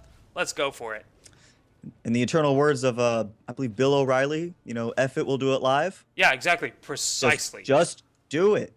Just keep on going. So anyways, though, that Frozen Punisher did a whole lot of nothing. They didn't do anything with that Punisher. That was the first Punisher, so it wasn't expected to do a lot. They did buff it recently, but it wasn't enough. The combined damage from the side of 40 Hands was able to take it down before it got anything. Not even a tower, not a gate, nothing. Yeah, that's true. Now, one thing that's interesting to me is 40 Hands is not winning these lanes, and they should be. They definitely should be, especially with the Zagara at bottom. I would be thinking, Thrall top. They have probably the two best solo laners in the game. Actually, if you look at bottom, there's 0 damage. There's nothing. There's nothing on those towers, and I think I just lost you. I sure did. He'll be back in a minute. We'll make sure he gets back in the game. But yeah, there's no damage over here. Nothing. What is this? Zagara should be at least having damage on that. Skype, I know you're trying real hard, friend. I know you're trying real hard. Glad I turned off all those Skype noises. That was smart of me. And Steven up here not able to solo lane by himself against Enix on a Falstad. I don't know. We're going to take this small time that we have to take a look at talents. I don't see anything really out of the ordinary here. Everything is pretty much... Hey, welcome back! I'm back, I think. I had a feeling the internet would try to just sabotage my cast, and it looks like my prediction came true. Am I coming through all clear? Yeah, there's a little bit of a robot there, but it's probably just hiccups. So... Let's hopefully get that stabilized. I do see we have our second shrine spawn, and we do have a fight going on. Am I sounding a little less robotic-y now, yeah, or you're is good. it still? You're good. Okay, perfect. And it looks like 40 Hands able to force off the Sidestorm Void team for just a little bit. Yeah, the JRM, I actually really like his positioning because it's letting him throw out Banelings down into that tunnel, and the enemy can't see them until they're hitting them. It's fantastic. Very well done. Very smart, very good. It looks like Tacomasac is actually being able to steal some of those. Yep, stealing some more of those Shrine Guardians, giving them a slight advantage overall. Narwhal looking a little too far forward, I think, taking some damage, but he's able to get back and get regen up just enough to where I think he'll be able to get that healing fountain, come back, and we'll have a good team fight. maybe not enough time, though. There's 33 out of 34. Now 37, 30. They're going to No, get this. yeah, they had a very good team. You missed it at the beginning, but they had a very good fight there. They didn't kill anyone, but they made Psystorm back off quite a bit. And they still just could not get anything done. And I think part of that is they have very little area damage compared to Psystorm. Psystorm has tons of area damage. 40 Hands just not a lot. Yeah, 40 Hands, I think, will rely entirely on killing people to be able to secure those shrines. Meanwhile, like you were saying, with the AoE damage, honestly, Void team can just sit back, spam out that AoE, and steal them from the side of 40 Hands. Yep, so great there. Black Spade just stunned Sonya, baited out the leap. I didn't realize she took leap until then. I kind of feel that maybe 40 Hands also just found that out. Yeah, I imagine everyone just kind of assumed she took Wrath of the Berserker, and then, oh, that's a leap, huh? All right, cool. Chasing her down. All right, guys, Muradin leaped away. Wait, that's not Muradin. Yeah, yeah, exactly. Muradin's running. He already used Dwarf to. Oh, wait a second. Oh, yeah, but a bit of a surprise. Yeah, we do have the five Psystorm Void players of that team up here at the top lane. They managed to isolate Narwhal, going on him hard. Ring of Frost Roots, one of them. Narwhal just going in so too deep, but he's able to get out. Yeah, he kind of wasted that APOC. He needed to pop. He needed to do it much earlier. Yeah, that was bizarre. He was basically scot-free by the time he popped it. Maybe they were looking for a turnaround, but who's gonna stand in a giant pentagram underneath them? Especially when everyone was already on the move. That was a big issue. Everyone was already moving. There's no follow-up. He should have done it after the Ring of Frost went down. Ring of Frost goes off. You wait about half a second. You press the button. You're guaranteed to get at least one. But it does seem, though, that the Psystorm Void Boys have decided to... Never mind. Hold on. There we go. Now they're going to take it They're trying. down. There it is. There we go. They decided to rotate bottom and take that out before the next shrine spawn, which is spawning in the middle. Both teams have... Actually, no. Almost all the ultimates on the side of 40 Hands are down. They only have Ma up. They should come up momentarily. They were used in that last fight top, so we should be seeing them in just a second. Everything but APOC, it looks like, will be coming back. Yeah, APOC still got 30 seconds on it, so... So let's see how this team fight plays off. Meanwhile, of course, all the ultimates are up on the side of Psystorm Void. So it should be interesting. Maybe we get a good... Black Spade, stop being so aggressive. You just burned that for no reason. I don't understand. So Black Spade, very aggressive player. I love the aggressiveness, but often at the wrong times. Why? Why would you pop it? I mean, I understand maybe get us like stealth in to deal, get a nice surprise. But, right, but wait for the enemy team to be there, maybe? Yeah. And there's not really that much of an excuse. It's Tyrande. She has Sentinel. She can throw it out and see what the enemy is or isn't. He did. Immediately after he turned invisible. I don't understand what's going on there. I think it was just a little too aggressive. Speaking of aggressive, Narwhal going in. Sunder coming out from Steven. Apocalypse is popped. Is it going to stun up? It stuns out two of them. Down they go. Is it enough? No, they're able to stay alive. Their friendly neighbor, Uther, and the ETC gets that beautiful mosh pit off. Down goes the Tyrande. Maw is popped. Down is... Who's in there? Lost track of it. Yeah, so Steven taking a bunch of damage, not going down. Uther going down. Enix still up and possibly going to kill Steven if he throws another hammer in there. But that would be a nice... Here's... Go ahead. I was going to say, smart decision. They're playing it exactly as they need to. Down he goes. Down goes Zagar, actually. Steven's still alive. Narwhal having to retreat, and Hylek solo on mana and health, just like Steven. He's having to retreat. They're all having to retreat, and they still, even after that amazing fight, they still lost the Punisher. Yeah, that's no bueno. That is no bueno at all. For those of you that don't speak Spanish, that's bad. Yeah, so here's the thing. That ETC jumped in there, used Mosh Pit, and very smart of him, he waited until Black Spade had already popped his Lunar Flare. Again, he knows Black Spade is super aggressive at this point. He's going for those stuns immediately. He's not waiting. They have an ETC. Save your stuns, guys. Don't pop them off. Because Zagara, Zagara, Thrall, and Diablo all got stuck on that. Nobody else has a stun, just Black Spade, and he had already used it. Yep, and they played it, like I said, they played it exactly as like they had to. They lost 3 on the side of Storm Void, but all they had to do was keep spamming that AoE. Muradin with his secret weapon. Oh no, he didn't secret, he's a boomerang, sorry. And they can just steal so many of the Guardians. They don't really have to fight it so much. They don't have to be there. Steal it, yeah. Also, by Muradin, I assume you mean Air Muradin. Yes, Air Muradin. You know, they're dwarves, they use hammers, they're all the same, right? Wow, that was racist. An excellent Sunder coming in, catching 3. That's going to delete at least one of them. There we go. There's the timing we've been looking for. Zig just stunned, rooted, then stunned out. Amazing play. 3 heroics used or 4 heroics used altogether to excellent effect. Only got 2 of them, but Spartan was very close as well. Excellent play. On that comment, by the way, about all the dwarves, you know, I believe Greymane's going to make Azeroth great again. Oh, okay. It's going to build a wall and make the dwarves pay for it. Okay, all right. But back into this game, though, that was good. That was good. I like that one. That was a good team fight, though. Honestly, that team fight got them back in this. 100% too. If you look at the levels, experience, it's almost completely even now. Like, yeah. This is where 40 hands start to turn it around. They just need to get that next shrine.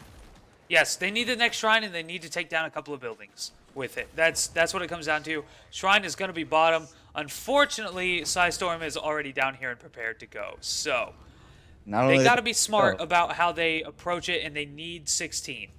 Yep, they've got that siege camp already taken. Oh, smart move. They're waiting on Zig to come up here and try and solo this. There it is. There it is. But Spartan's seeing it. So this is why Inverum and I got into an argument last week about how good that is, the invisibility there, and that's why it's not very good, because good players can spot it. It's yeah, people think sometimes when they first come into this game, like, oh look, people like Nova, people like Zeratul, they're invisible, they can't be seen, right? No, this functions exactly like StarCraft, people. You can see that shimmer, and especially when you have a giant, huge man like Diablo. Yeah, it's actually worse than StarCraft. In StarCraft, if they stand still, it's nearly impossible to see those Dark Templar. In this one, if you're standing still, I can still tell where you are. I think the invade!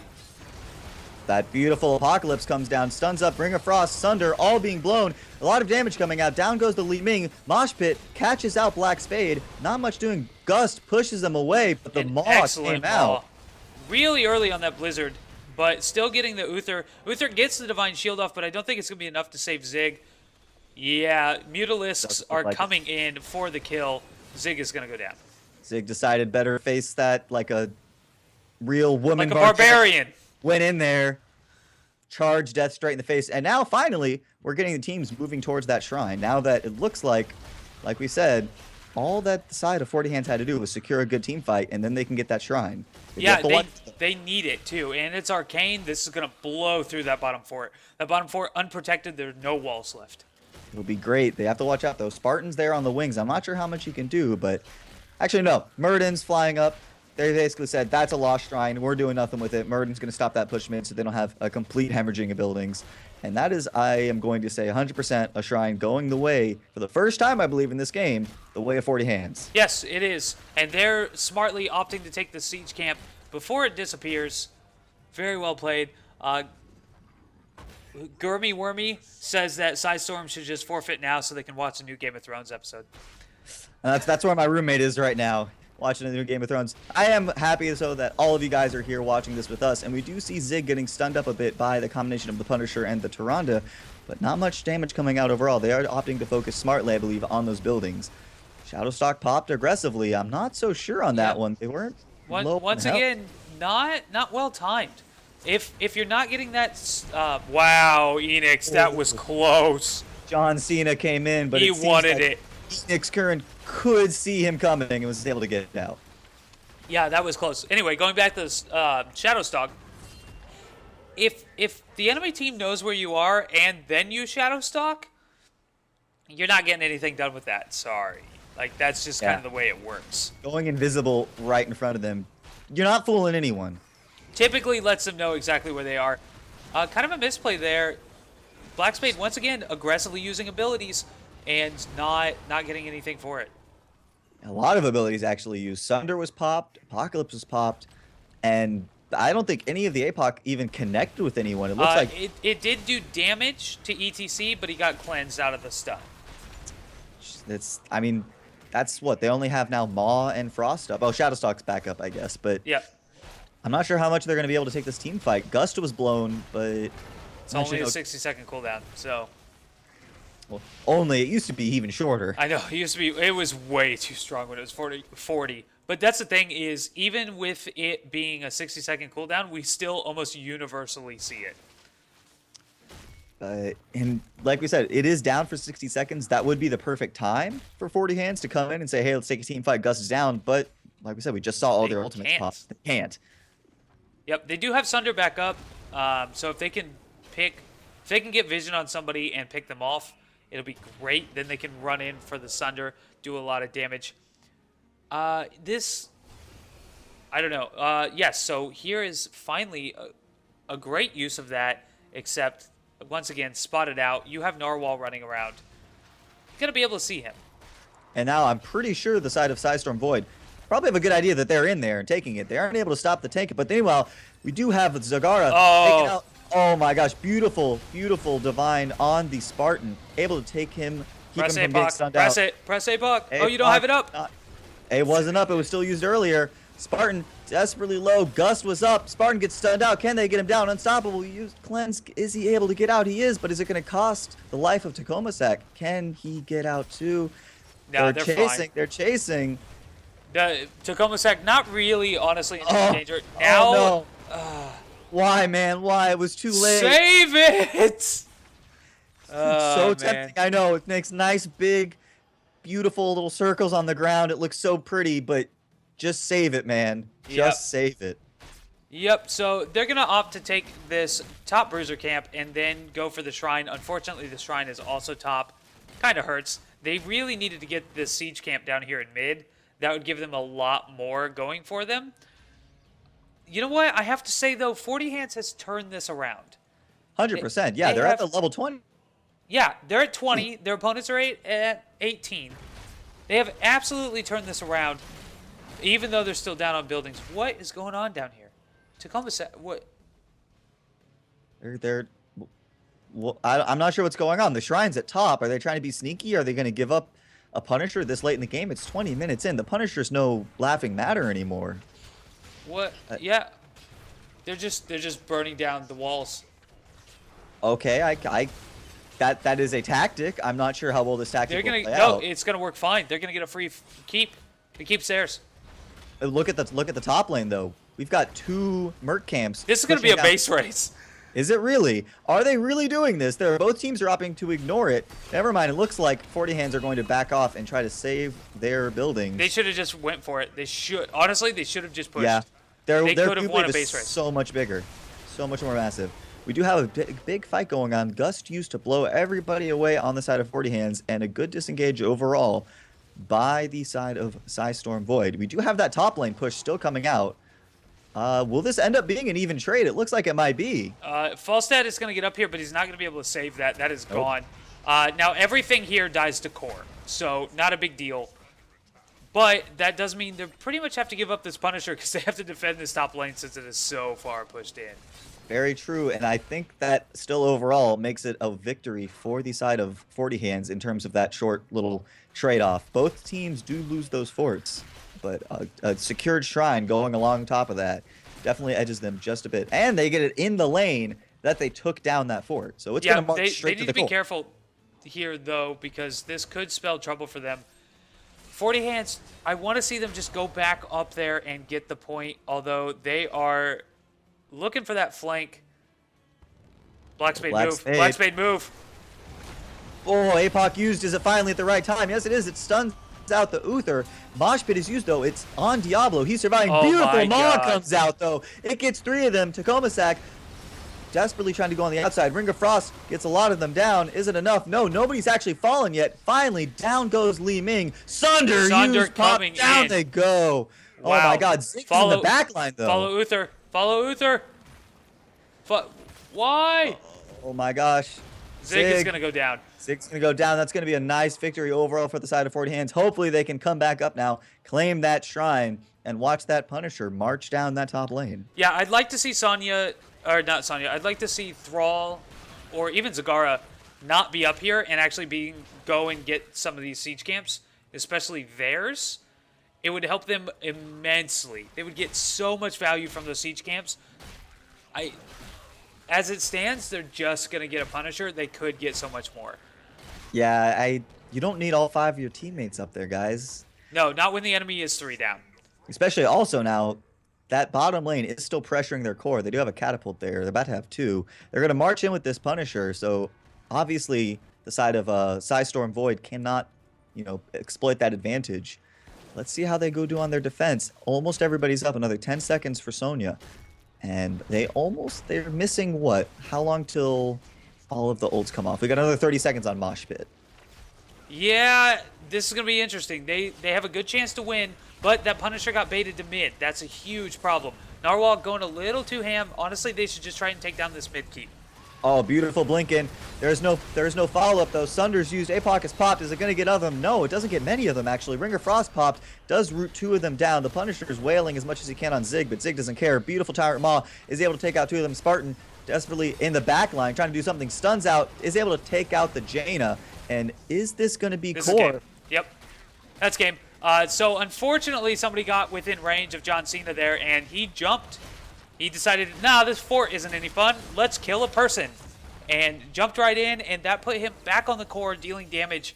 They had a shot if that didn't happen.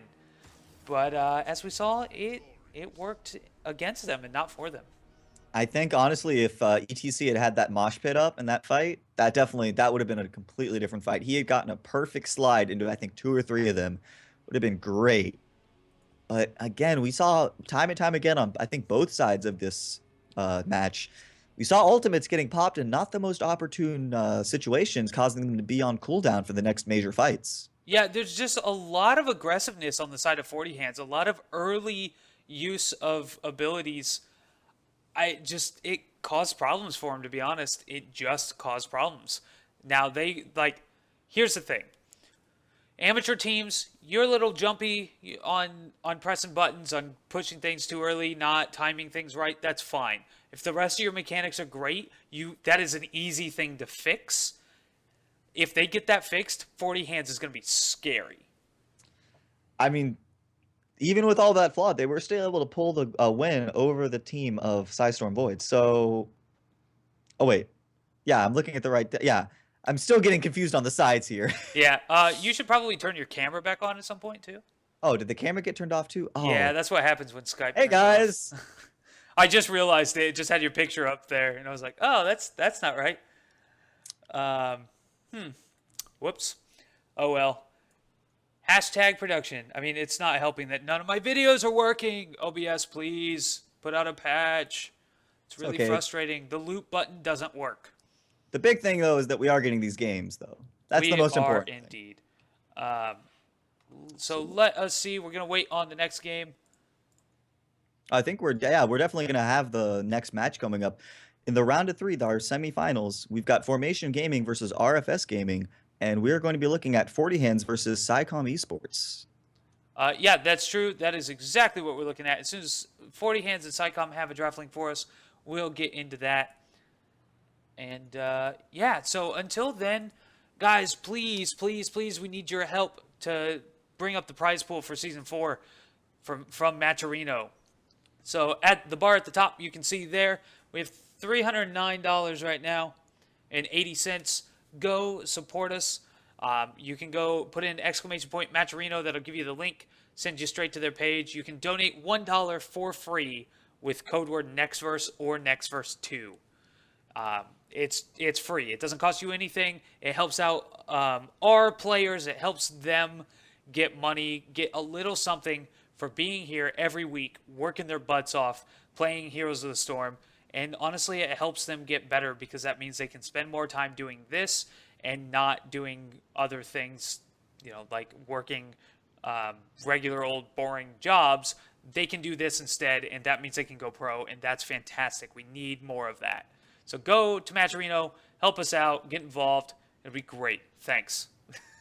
I mean, yeah, the amateur scene is important for any pro scene in any game, no matter what game it is. The amateur scene is like the fertile soil where these strong trees will grow out of. You guys, we need your help making that beautiful, beautiful amateur scene come into place here and make Heroes an amazing overall for amateur and professional overall game amazing. Yeah, exactly. And we've seen some of these amateur teams give pro teams a run for their money. Earlier today, RFS had Tempo Storm's core down to 18%. Something they almost won. It was 18%, and then Tempo Storm managed to kill all of them off, barely, went back and was able to win the game, but it was so close. So close. So these guys give pro teams a run for their money sometimes. We want to see that more often. That is fantastic. We have a draft link. Let me send that to you. Oh, boy. Of course, this first thing's going to be that beautiful, lovely, super exciting map draft, right? Yeah, it's just kind of what it is. It's all right. It's required. Let's see if we get Cursed Hollow this time, though. We could. It would be interesting for sure. Couple other things to throw out to you guys. If you want to get involved, there are tons of amateur tournaments. I think starting in May, there's a tournament every day except Monday, if I recall correctly. This week, coming up on Wednesday, we have Heroes Hype. On Thursday, we have NexARAMas. That is our ARAM tournament. You can go get involved in that.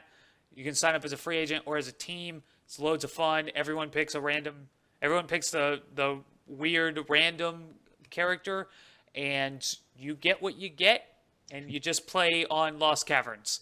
And it's a blast. We have loads of fun doing it. So go do that. Friday is Divergent Gaming. Saturday, maybe we don't have one Saturday either. Yeah. So I can't think of anything Saturday. But starting in May, I want to say, on Tuesday, we're going to have Sweet Synergy Challenge coming back. They're on a bit of a hiatus right now. So, yeah, that's, 5 tournaments a week? Not to mention, and that's not including Chair League. That's fantastic. Yeah, and I mean, no game on Monday or no tournament on Monday. That's not that bad. Who likes Mondays anyways? It's my one day where I actually get to, do all the esports work that I should be doing the rest of the week. But I can't because I have to manage tournaments. So, yeah, it's pretty good. We have a busy schedule. So make sure you're getting involved in that if you want to. It's loads of fun. Let's see. We have the side of 40 Hands. They're going to be on the blue side this time. They are ready up, but we're still waiting on SciComm Esports. So do you think 40 Hands have the potential to take it all the way and win this whole thing? That's a good question, actually, because SciComm Esports, we've seen them play. They're good. Very good. 40 Hands, they got to get their timings down. They got to figure out when they're going to be aggressive, when they're not. They can't be wasting heroics for nothing. They just can't do that if they want to win this game. That's what it comes down to. That's what it is. I like to watch 40 Hands, but you can't deny they are a bit sloppy. They got to work on that execution. Yeah, if they get that down, they're fine. They get that down, they win. But how many times will their opponents let them mess up that timing and still continue, though, is the question. Exactly. SciComm is the type of team that if you mess that up, they're going to capitalize on it. Oh, you burnt Shadowstalk on nothing? You don't have any heals now? Great. Let's go. They will absolutely turn around and just destroy you. It's fantastic the way they play. So 40 Hands has to step it up. And yes, I'm getting messages from people. I know the videos aren't working. I'm really sorry. OBS, the new version of OBS Studio, decided, hey, you know what's great if it doesn't loop, even if you tell it to? All these videos. So I can fix it, I think, but I can't fix it with the stream on. So, or can I? Give me a minute. Ooh, the plot thickens. I know. Plot does indeed thicken. So, anyway, I'm very interested to see how they manage to do this, because it could be very, very strong, or 40 Hands could come out and whiff heroics, and SciComm could just run them over. So, I mean, this is my first time casting this tournament, obviously, but the amount that you're hyping up SciComm is the team that will exploit that. Yeah, 40 hands, I, I'm not 100% certain that they're going to be able to suddenly whip around and nail these timings perfectly. So I'm not going in too confident with 40 hands into this. We'll have to see how the draft phase plays out. Hopefully they can surprise me with this, maybe get an early advantage. But their bans so far, I think, haven't been. What did they ban last game? They banned who they banned? Did they ban KT first? So I I don't know. I think they might be getting into the meta, get some nice good meta picks going on. But we'll have to see. 100% this draft, I think, is going to tell me a lot about the map though, or the game that we go into for this. Yeah, it sure will.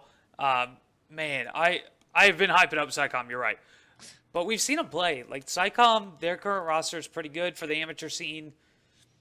It'll be interesting. 40 Hands, I know a bunch of the guys on there, so hopefully they do a great job. Their roster, though, I have to say, is not the one I was expecting. Let's see how many. Hold on, let me find them. The JRM is playing. I know him because I've cast when I was doing the ARAM tournament. I did see 40 hands and I saw him playing. Yeah, so the JRM and Hylek, I recognize both of them. Nitro, I think he's been on the team for a while, a little bit too. The other three, honestly, I don't know at all. I don't remember. Yeah, those three names, they do ring a bell, but those other guys, especially Narwhal, like that name is great. I definitely would have remembered seeing that one before. Exactly. Exactly my point. I feel like I would have remembered that one. But let's see. So we do finally have the map bans coming out. So we are shortly getting it into that hero draft. It looks like Cursed Hollow is still up. We might have that chance. Yeah, we'll see. Oh, that's this week's. I wanted last week's. Dang it. I'm hoping out. I'm hoping for you, man. I want that Cursed Hollow. I want you to get that game. Like I said, it's no big deal. It's a fun map. I really enjoy it because it goes back and forth quite a bit. And the figuring out the timings on it is loads of fun.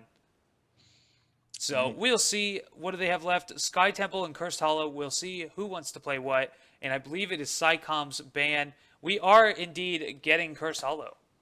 Nice. Here we go. We got your wish. Mine came first, true, but yours was right afterwards. So should be some good heroes we see right here. Let's see what SciComm is getting that first pick, first ban advantage. Let's see how that works out for him. First pick or first bans, I'm thinking either KT or Thrall, assuming SciComm play it by the book. Unless maybe they've scouted out 40 hands and get in. I'm trying to think of a good ban against 40 hands from what I've seen so far. They've actually banned Li Ming. Okay, I can see that 40 hands. They played Li Ming pretty well, I think. No, did they? I'm totally blanking on it now. Yeah, 40 hands. We've seen them play Li Ming tonight. They did fine.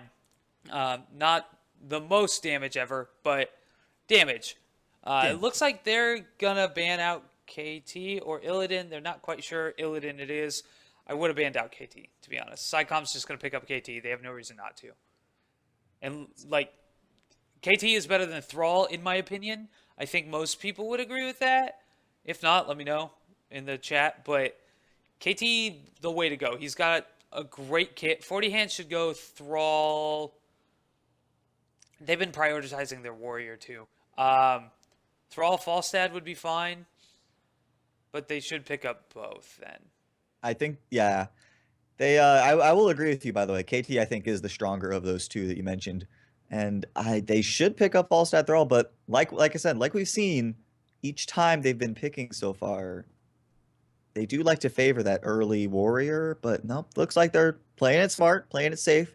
Pick up Falstad Thrall. They gave away the KT, but at least they can pick up Thrall, and then, Falstad's amazing on giant maps like this.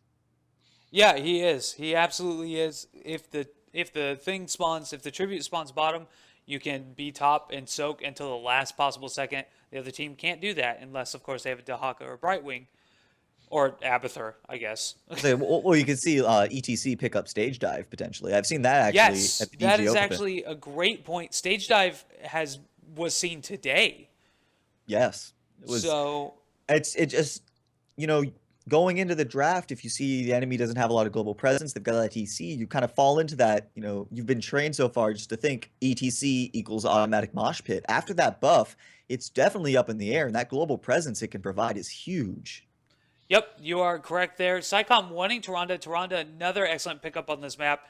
Oh, you're channeling? Wait 2 seconds. Hedwig will be there to let you know you shouldn't be doing that. Oh, they pick up the Miranda combo. Nice. That's going to be definitely something 40 hands are going to have a hard time dealing with, I think, especially between Muradin, Tyrande, KT. That's so much lockdown coming in from these first 3 picks. Yep, their CC, every hero has something they can do to make sure the enemy team isn't doing anything. That is fantastic. So, people keep saying stun meta is dead. It's not. It's not dead. Stuns win games. CC wins games. That's just the way this works. It's the way it always has worked, and it'll probably work that way for a very long time.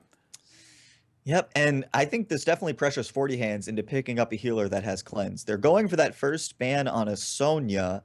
I think I kind of like that because Sonya would fit pretty well in terms of at tankier, get that bruiser in there, dealing a lot of damage. The lockdown is already so much from Psycom. If you have somebody who can get into the front line, deal a lot of damage, that would fit so well. So smart ban, I think, on the side of 40 hands.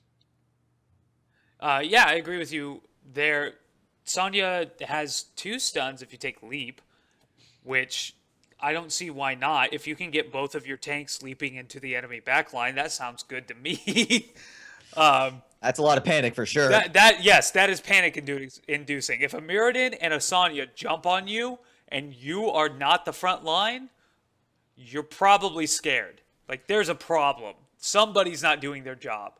So, yeah, that's pretty panic-inducing. You're correct. Psycom opts to ban out Uther. I like that. The burst healer on this map is very good. It lets you win those fights over the tribute quickly instead of having to worry about, like, we've seen Infernal Shrines. You want sustain there. This is not that map. This is pretty much the total opposite. You want as much burst as you can get on this one to make sure you're winning the fights over the tributes. Yep, and it is also smart banning Uther because he obviously, more times than not, picks up the cleanse. And as I mentioned earlier, cleanse would just... Psycom relies so much on that lockdown, that cleanse would really mess up a lot of their combos. 40 hands do opt for Rhaegar, though. Another smart pick. Rhaegar, obviously one of the best supports in this current meta. And with that last pick, I think they're going to be looking for... I'm going to assume they go for a Johanna, but actually no, they're going. Nope. Looks like they're hovering over Stitches. Stitches, smart choice. Get those pickoffs, burst them down quick, win those fights. Going in 5v4 is so much better than going in 5v5, obviously. Yeah, I agree. I actually kind of wanted. Well, I mean, I guess it doesn't matter. I was gonna say I wanted them to wait and pick up their warrior last. Are they gonna double support? That seems weird. Yeah. Okay. All right. I didn't think so, but. Maybe they will end up double supporting. Maybe that's kind of they're like, haha, gotcha. Like, okay, you got us. Why do you have 2 supports? Yeah. What value would that play, do you think? I'm not seeing anything. I guess the Moonbeam poke, but I mean, there's so many better people for those pokes instead of picking Malfurion just for that. And his healing, it's nice, but it's not burst healing. It's slow and over time, so that's not a good answer to Psycom's damage. Yeah, that's exactly right. I don't know. I don't know. They don't have a whole lot of burst damage right now, though. They have KT. That's about it. Zagara does amazing sustain damage and can top the damage charts with it. But a lot of her sustain comes from things that you can kill. True. And with Falstad, like, seriously, one hammer from Falstad, if it accidentally hits a Mutalisk or a Hydralisk, those things are just dead. Yep. The burst damage, though, KT, it already is naturally a lot with that Hunter's Mark coming out from Toronto. That could really burst someone down, especially because they can lock them down forever. Yeah, and that's the big key there. Not that they have a lot of burst damage, but that they have stuns that then they can deal damage to. And they pick up Tyrael. I love Tyrael play right now because people, since NA and EU got our butts kicked in the championships, spring championships, people have said, you know what, we should look at Tyrael and see how to play him. So we have consistently been seeing new Tyrael players pop up all over the place, and it's fantastic because their play is just fun. And it looks like these guys are still going to go double support. You know, on that topic of the Tyrael pick, we were talking about how Sonya can just leap in there along with Muradin. Tyrael can do the same thing, actually. He can just judgment in. Suddenly, you've got two really strong men just wailing on your back line, and your back line's in a panic. They do go instead for that Nazebo, though. There we go. Okay, that makes a lot more sense. Yeah, that makes a lot more sense. I like definitely. that better. I just like it much better. The Malfurion, I love Malfurion. He is my favorite support. He does not fit a whole lot of teams right now. Yeah. It's just kind of the way of things. Zebo at least can bring in some of that hard area denial with the zombie wall, especially just throw a zombie wall up on the tribute and your opponent's like, well, now we definitely I guess can't we'll do wait. it. Yeah. I guess, and then you throw spiders at him and they're just like, really? Can you stop it? We're trying to pick up this tribute and you just keep throwing things at us. Rhaegar drops a totem over the wall of the tribute and shields it. Now they're just like, guys. Really? Stop. What? You're all jerks. You're all jerks. I mean, that's pretty much how it works. Most of this game is just being upset with the enemy team that they won't let you do things. On the other side, though, Psycom do have that annoying with, like, Zagara if she drops roaches over on the tribute. Like, again, you know, like, well, now I got to kill these roaches. Then I can channel it. Wait, there's a Hydralisk attacking me. Now Banelings are coming in. Somebody stand in front of those. Yes, I love it. I absolutely love it. It's actually like one of my favorite things about Heroes of the Storm is that there are a lot of small things that are just annoying in a funny way and not like super frustrating or anything. It's just little tiny moments. Really? Love it. Yeah. Really, guys? Must you? Can you not? I want to see some rage coming out on the side of Psycom if they get annoyed nonstop by 40 Hands Poke, and then all of a sudden a Sigious Hook comes out and just takes one of them. Yeah. Like, why, guys? Why? Yep. But I am looking forward to some good Stitches hooks. Get some nice pickoffs going on. I don't know. Stitches. I came from Dota. I mentioned that when I was debuting with Inverum. Stitches, you know, like Pudge. I love the heroes that have hooks and things like that. Just disrupt the flow of a fight unexpectedly. Now one of your people is inside the enemy team, basically. Yeah, pretty much. You know, we mentioned Psycom. Psycom can, you know, spread panic with the Murd and Tyrael jump, but Stitches isn't gonna wait for you to come to him. He'll make you come to him. So apparently, I'm gonna take Zalron's spot. I don't know what hero I get, but oh, you're gonna be in the game now. Yeah. So sorry, stream. Well then, this is gonna be an interesting little fun thing to watch. They got it fixed. Darn. Aww. I'm really not sure who I'd have played. That could have been interesting. Apparently Zagara. Deal and a half. Deal. Yeah, Zagara's fun. Zagara's one of my favorite. I think Zagara was the first. Zagara was the first hero I bought in this game. Just because it's so much fun. You know, you're just chilling in your lane, doing your thing. You show up to team fight, start wrecking them. You got all that creep vision. Such a good hero. Yeah. Yep. She is fantastic. She is my main. I'm at like level 14 or something silly like that with her. I just keep playing her. She's so good. Although I started playing Thrall recently. Holy crap. I did not realize just how amazing he is until about a month ago. Oh yeah, there's a reason why he and KT are in the top. Yeah. There is. I just figured I would suck with him. Turns out I don't. I'm not that bad. Just kind of happy. You know one hero I'm sad that I don't get to see often? I really wish I could see Abathur more often. Yeah, he just has very... I suppose it helps if we get in the game. That is still the wrong button. There we go. He just has a very interesting team comp that is required. Oh yeah, 100%. Because there's like, even across other games in the genre, there's really nobody else that plays like Abathur. He's such a unique concept, and I'm so glad Heroes has that. It's so much fun, but he really is it's a struggle to get him to fit with the rest of the team. Yeah, he was the third hero I ever got to level 10, just because he's so much fun to play, and he just offers so much.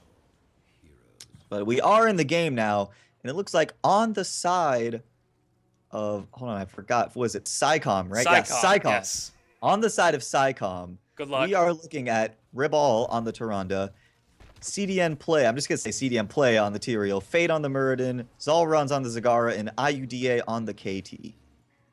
On the other side, we've seen them a couple of games now, but they're back trying to get to the finals. It is Narwhal playing that Nazebo again. Steven on Thrall once again. Black Spade this time playing Falstad.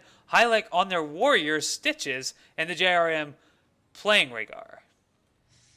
Well, we do have our natural formation of all the teams hovering around mid looking for something smart. Hook coming out from Hylek into that bush, but unluckily for him, nobody was there, and pings are coming out. Definitely SciComm, no, they're all mid now. If they didn't already realize it, they're ready for it. That gave it away. Teams just rotating to their lanes, gonna do what they do. Zalron's putting creep in opportune areas to make sure he can see when people are rotating. He's gonna go down and try and fight Narwhal here on this Nazebo, who already has a head start on killing all these minions. Yep. Unlike what we saw last game, I do like the creep tumor placements for this. They are spaced out so they can be cleared through, but they're so far away enough that them getting cleared through gives enough of a warning to Zalron's to say, hey, I'm getting ganked. Let's just play it safe, play it smart. Yeah, exactly right. Sorry, I was in the middle of a yawn when you stopped. It's been a long day with everything that's going on. Black Spade could be in some trouble here. He's gonna get stunned in the middle of his jump, and he is going down. That wasn't even his fault. We've been giving him a hard time all day just from his aggressive play, but he wasn't in that bad of a spot. Just a smart rotation from the side of SciComm to get that kill. And it was really unlucky, too, that Lunar Flare came down in the middle of his roll. He was almost out of it just fine. Yeah, good smart play. SciComm being kind of aggressive here. Fate and Rebel coming up here to get Steven, and I don't think Steven's going to live through that. No. Yeah, it's kind of hard to live when you have a giant, dwarf. Oh, God, I'm going to get them confused now. They're both in the game, aren't they? All the dwarves look alike. They sure are. Wow. Well, yeah, it's hard to deal with it when you have Fate on that Muradin just falling on you. Yeah, that's true. That's true. Just say air Muradin. If it's on a bird, it's air Muradin. If it's not, it's ground Muradin. Well, why isn't it, why don't we have air Falstad and ground Falstad? Well, because Falstad is Muradin. But Muradin is Falstad. No, he's not. Doesn't work. Look, it doesn't work that way. I know you want it to, but that's not how it works. But, on the topic of the game, by the way, guys, yeah. smart Narwhal play. Not getting out. Yeah, Narwhal not getting out. Smart play, though, besides that, on the side of 40 hands, taking out that siege camp at the bottom. Soon, I believe that tribute's going to spawn, and hopefully... Yep. There it is. But so it's down at the bottom. So there's only 3 possible spawn times for the tribute. They watched the first one go by, watched the second one go by, and then said, you know what, we know when it's coming. Let's just go get this camp. Which, it was a smart play, but it did sadly result in the death of their Nazebo. Luckily, he is back in time, but it doesn't look like they are contesting this first tribute. It's going to go the way of SciComm. This is what they needed to do. They are behind in soak. They're almost a level behind. They just needed to stay in lane and get stuff done. Although they probably should have sent Thrall to poke a little just to make sure that they didn't get it for free. It took time. They needed to buy as much time as they could, and they didn't buy any. Yeah, you basically said it 100% right there. We do have a fairly aggressive lineup coming up. There we go. Steven's coming out. Is he going to get the wolf off? Nope. Gravity Lapse coming in by Ayude. The hook comes out, though. Then there's a root. Is it enough? Is he going to be able to get away? Yes, he is. Zombie wall is just too late. Just too late. I was wondering what he was waiting on. Maybe it was on cooldown. I'm not sure, but he should have put it up the moment Ayuda got out of the root. That zombie wall should have been up. They would have guaranteed that kill. Now he's just going to come back with full health, full mana. Previously, he may have come in a little injured, a little hurt. They really helped him, to be honest. Yeah, I think he was just waiting. He probably thought they had it secured, but again, It Can't doesn't be too look like careful. yeah, it doesn't look like they're going to contest this either. So we're going to have the second tribute going the way of Psycom. I'm not so sure about this decision anymore. They are still down, but it's not still by that much. And again, they didn't send anybody really to harass. It looked like Steven started to make the motions, but he got met with a ground Muradin. There you go. See how Yeah, I'm easy it getting it. is? Ground Muradin. Yeah, the Muradin was there to just kind of, stand in the way and say, "Nuh-uh, buddy, not today." Yeah. Now, granted, Psycom has been doing a great job of making sure people aren't going to where they need to be going, and everyone's scared. That Miranda combo is so scary. That's why we hear casters talk about it all the time. Because if you get hit by it, you're just dead. Like, that's what it comes down to. Yeah.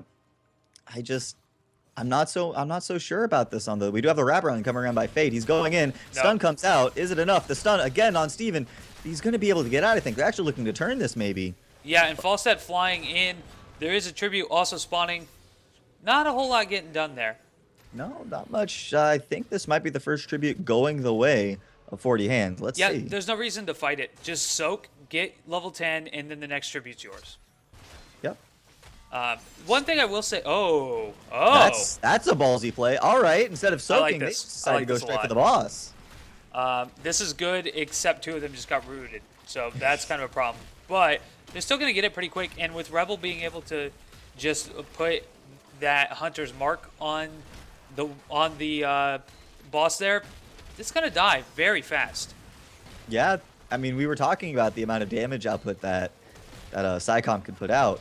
Very smart play overall, and they're going to get that boss, march it down bottom. The first wave, that first gate, and the two towers are already down on bottom. That's going to be a free building down there. And I think, are they going to trade for it? They still have three top. Hylex, Steven, and Narwhal are all still top dealing with the KT.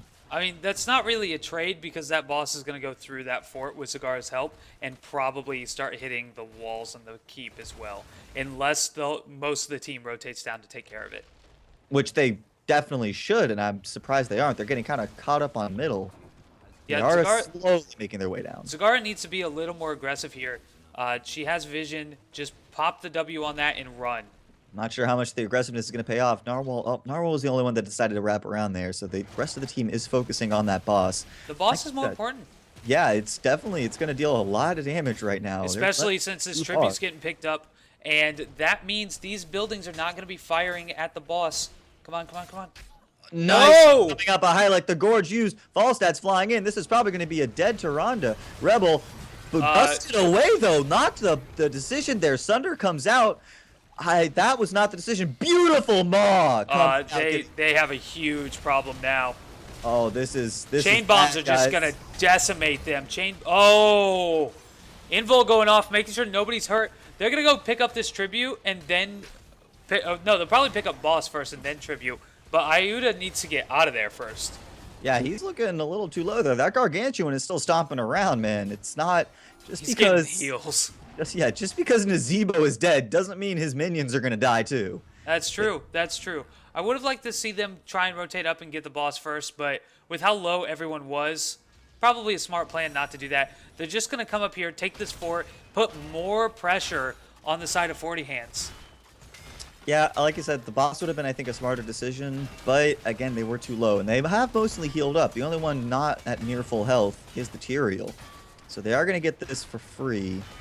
I don't think there's going to be much of a contest coming out here. Nope, they're just going to take it back up and move on to bigger and better things. It's extremely hard to contest that when you have the bottom lane pushing in due to the curse, mid lane pushing in because there's a Zagara. That was interesting. We did have the Black Spade use the Gust fairly early on. Meanwhile, Shadowstalk was popped early on. Down goes Nazebo again. Invulnerability coming out. Oh my gosh, this isn't good for them. Steven's got stumped up. Is he going to be able to get out too? The JRM, he's pretty far forward actually. What are you thinking, mate? They're able to get Rebel behind their base though, and he's going to go down too. Yeah, honestly, so Rebel got eaten there. That's a bit of a problem, turns out. But they were okay. JRM was pressing forward because he knew he had full health. He had pretty much full mana, and everyone on Psycom's side was pretty much done with mana. Like, they had no mana left, or very little. They weren't going to get a whole lot of damage going out. But 40 Hands needs to turn this around. That was a good fight on their part. They got a couple of kills. They're going to get some camps. They're going to be able to push stuff out. But, man, that early boss just really hurt. Yeah, it did. It's just, I don't know, man. I don't know why they didn't rotate quick enough, too. Black Spade nearly died to that siege camp, but he is going to back up. And that means they're going to have Mercs pushing down mid and bottom. And it looks like they're rotating to put the pressure on top, meaning that they're going to pressure all 3 lanes, if not with their own bodies, then at least through those mercenaries. Yeah, but that means that in middle now, Tyrion's going to clean up these mercenaries, not very quickly, but he's going to do it. And their own bruiser camp is going to show up and start doing damage. That's the problem. That fort rather is undefended. It has no walls. It's taking damage. It has some of its ammo gone. It could be a problem. Yeah, this is weird because normally so far we've seen characteristically 40 Hands have been fairly aggressive, if anything, but they've elected to play it relatively safe and stay back, maybe even too safe, not pressing any advantages that they might be able to pull off from that earlier team fight. Yeah, I understand why, because SciComm is apparently a very aggressive team. They're posturing boss right now. This isn't good, though. The stun comes out on Hylek. Meanwhile, Fate getting taken up. Oh, no, the hook comes out. Eaton is the Zagara. The Gust comes out. They've isolated them. More or less, that's going to be a dead Zagara. The Maw comes out, only gets 1. Steven's relatively full health, too, so he's not going to be too damaged when he comes out. Nice pickoff, and we'll see if they can push this advantage. 40 Hands, again, maybe they'll display that characteristic aggressiveness. Yeah, a lot of heroics used for that, though. 4 on the side of 40 Hands and 3 on the side of SciComm. Not great. The whole rest of the team is just waiting here for somebody to walk through. But, I mean, they're not going to find anybody right now. It looks like Black Spade sort of hanging in that bush. Nope, they're going to scout it. They know the boss is going down. They have a root down on there on the Rhaegar, too. Down the Rhaegar goes. That's painful, too, because his ancestral healing was up. Phoenix's pop. Hylek is looking really low. He's able to eat, but he's not able to heal himself enough to save. Down goes Yuda. He's still alive. Black Spade, is he going to be able to get out? Steven also poking. We've got all 3 of the remaining people on the side of 40 Hands kind of split up. Finally, Black Spade and Steven. Oh, the Gust came through, but it wasn't in time, and that's going to cost him his life. Steven looking fairly low, too. Narwhal, again, still separated from the rest of his team, and this isn't so good. They've got a boss now marching down, and they're not going to be at full strength yet to deal with this. No, they're not, and Nazebo Narwhal here is going to go down. He's just not going to be able to get out of there, and his Gargantuan's going down as we speak as well. Tyrael up here just causing havoc, dealing damage, trying to get as much done with this boss as he can. But they're going to lose a fort bottom for this. Honestly, that's fine. They may lose a Tyrael as well. He just got eaten. Yeah, he's going to pop He pops his invul. Throw it. Run. Is he going to be able to get out? He's out. He's good. Yep. Oh, no. Oh, man. That aggressive fly. They really want this. Canadian or CDN player. Wow. I can't believe he got out. Wow. Beautiful shadow stock used also by Rebel to save his friend up there. And they're going to get, my God, this boss is just evaporating. Yeah, that's what happens when you have a KT, a Tyrande, and a Zagara all hitting it with a Mirrodin just soaking hits. Wow, that's crazy. They didn't lose this fort. It has no health left. That's what it's what, like a couple creeps. I think one of the minions could sneeze on it and it would die. And it has no ammo too, so there's no way to defend it. But obviously the boss is marching down that lane, so it doesn't have much to worry about. And it looks like the side of SciComm are rallying around this boss, getting ready to take a fight. Yeah, they sure are. They're ready to go. But SciComm saying, you know what? We're gonna pick up this bruiser camp or this siege camp while we're at it. Might as well. Say maybe not. They abandoned it partway through, actually. Yeah, but they do have 1, so it means later, after they get a kill, maybe 2, it's going to be much easier to go in and get something done. Tyrande once again eaten, but they are just doing so much damage. Tyrael in there making sure invulnerability's going off. Maul goes down. Not a whole lot of work getting done, but 2 people are down on the side of SciComm. They just need to bail. I say SciComm are in full retreat at this point. Fate is desperately trying to get away Avatar, but no, he gets hooked. Beautiful hook by Hylek. That's going to be probably the death of Fate. I can't imagine how the Muradin is getting out at that point. He's This not. does mean, though, oh, we do have an offensive fly coming out. Is it going to be enough? No, the stun stuns him up. He's going to try to barrel roll away. Can he get out? Yes, he will, and he's going to effectively force it. I thought that was a tribute 100% going for Psycom, but no. Beautiful play by Black Spade. Delayed enough for his team to catch up, and that's going to be the second tribute now for 40 hands. That's true. I would like to see Steven get some more value on his Sunders. He keeps using it, but he uses it in straight-up fights. He's standing in front of them, he Sunders, everybody gets shunted to one side or the other, and nothing happens.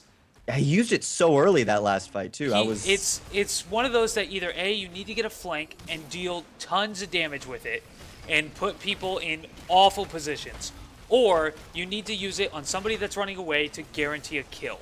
Those are the two times realistically where you want it, and that's not how he's using it. He's using it aggressively from the front. It just doesn't, the lower stun timer now just doesn't give you the same thing that it used to. So while you're doing that, Hylek landed a hook on the wrong person. He hooked the Tyrael to him, actually, and he's like, nah, I don't like this fish. I'm just going to, bugger off. So they decide to retreat, take their siege camps. Meanwhile, it looks like the team of Psycom do the same thing, but take the mid bruisers instead. And finally, we get a tribute spawning. Hopefully, we get to see a bit of a team clash here.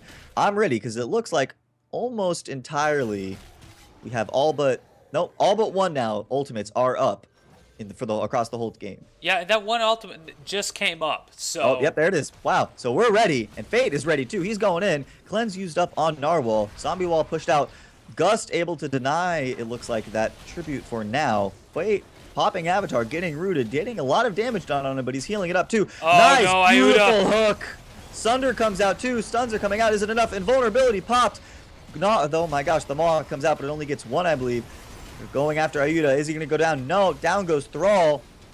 Fate is able to leap away, and it looks like Psycom. No, never mind. Beautiful hook again by Hylek. That's going to be a dead Tyrael. It's going to explode. He's probably going to take Hylek with him. No, Hylek's going to go down. The team of Psycom is going to take him out quick enough. They're still staying around, though. Both teams.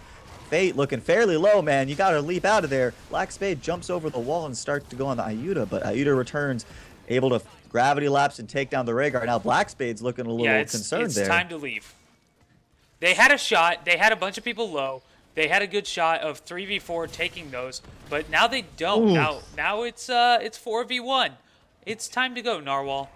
Just go mid. It was time to go when you first said it was time to go. Now it's time to just get gone. Yeah, go mid, clean that up. Go top, clean that up, because there's a decent chance for a boss take right here. Nope, they're not going for it. Cool. Good, smart plan.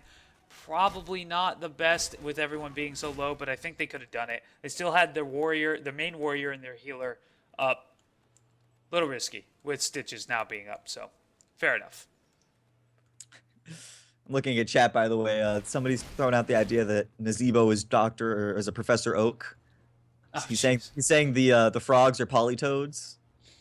Just he's the Pokemon master. He's the Pokemon master.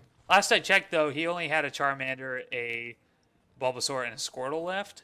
I know he lied to me because he gave somebody else a Pikachu and an Eevee, so I know he's lying, but that's what he says. That's what he said last time I played the game.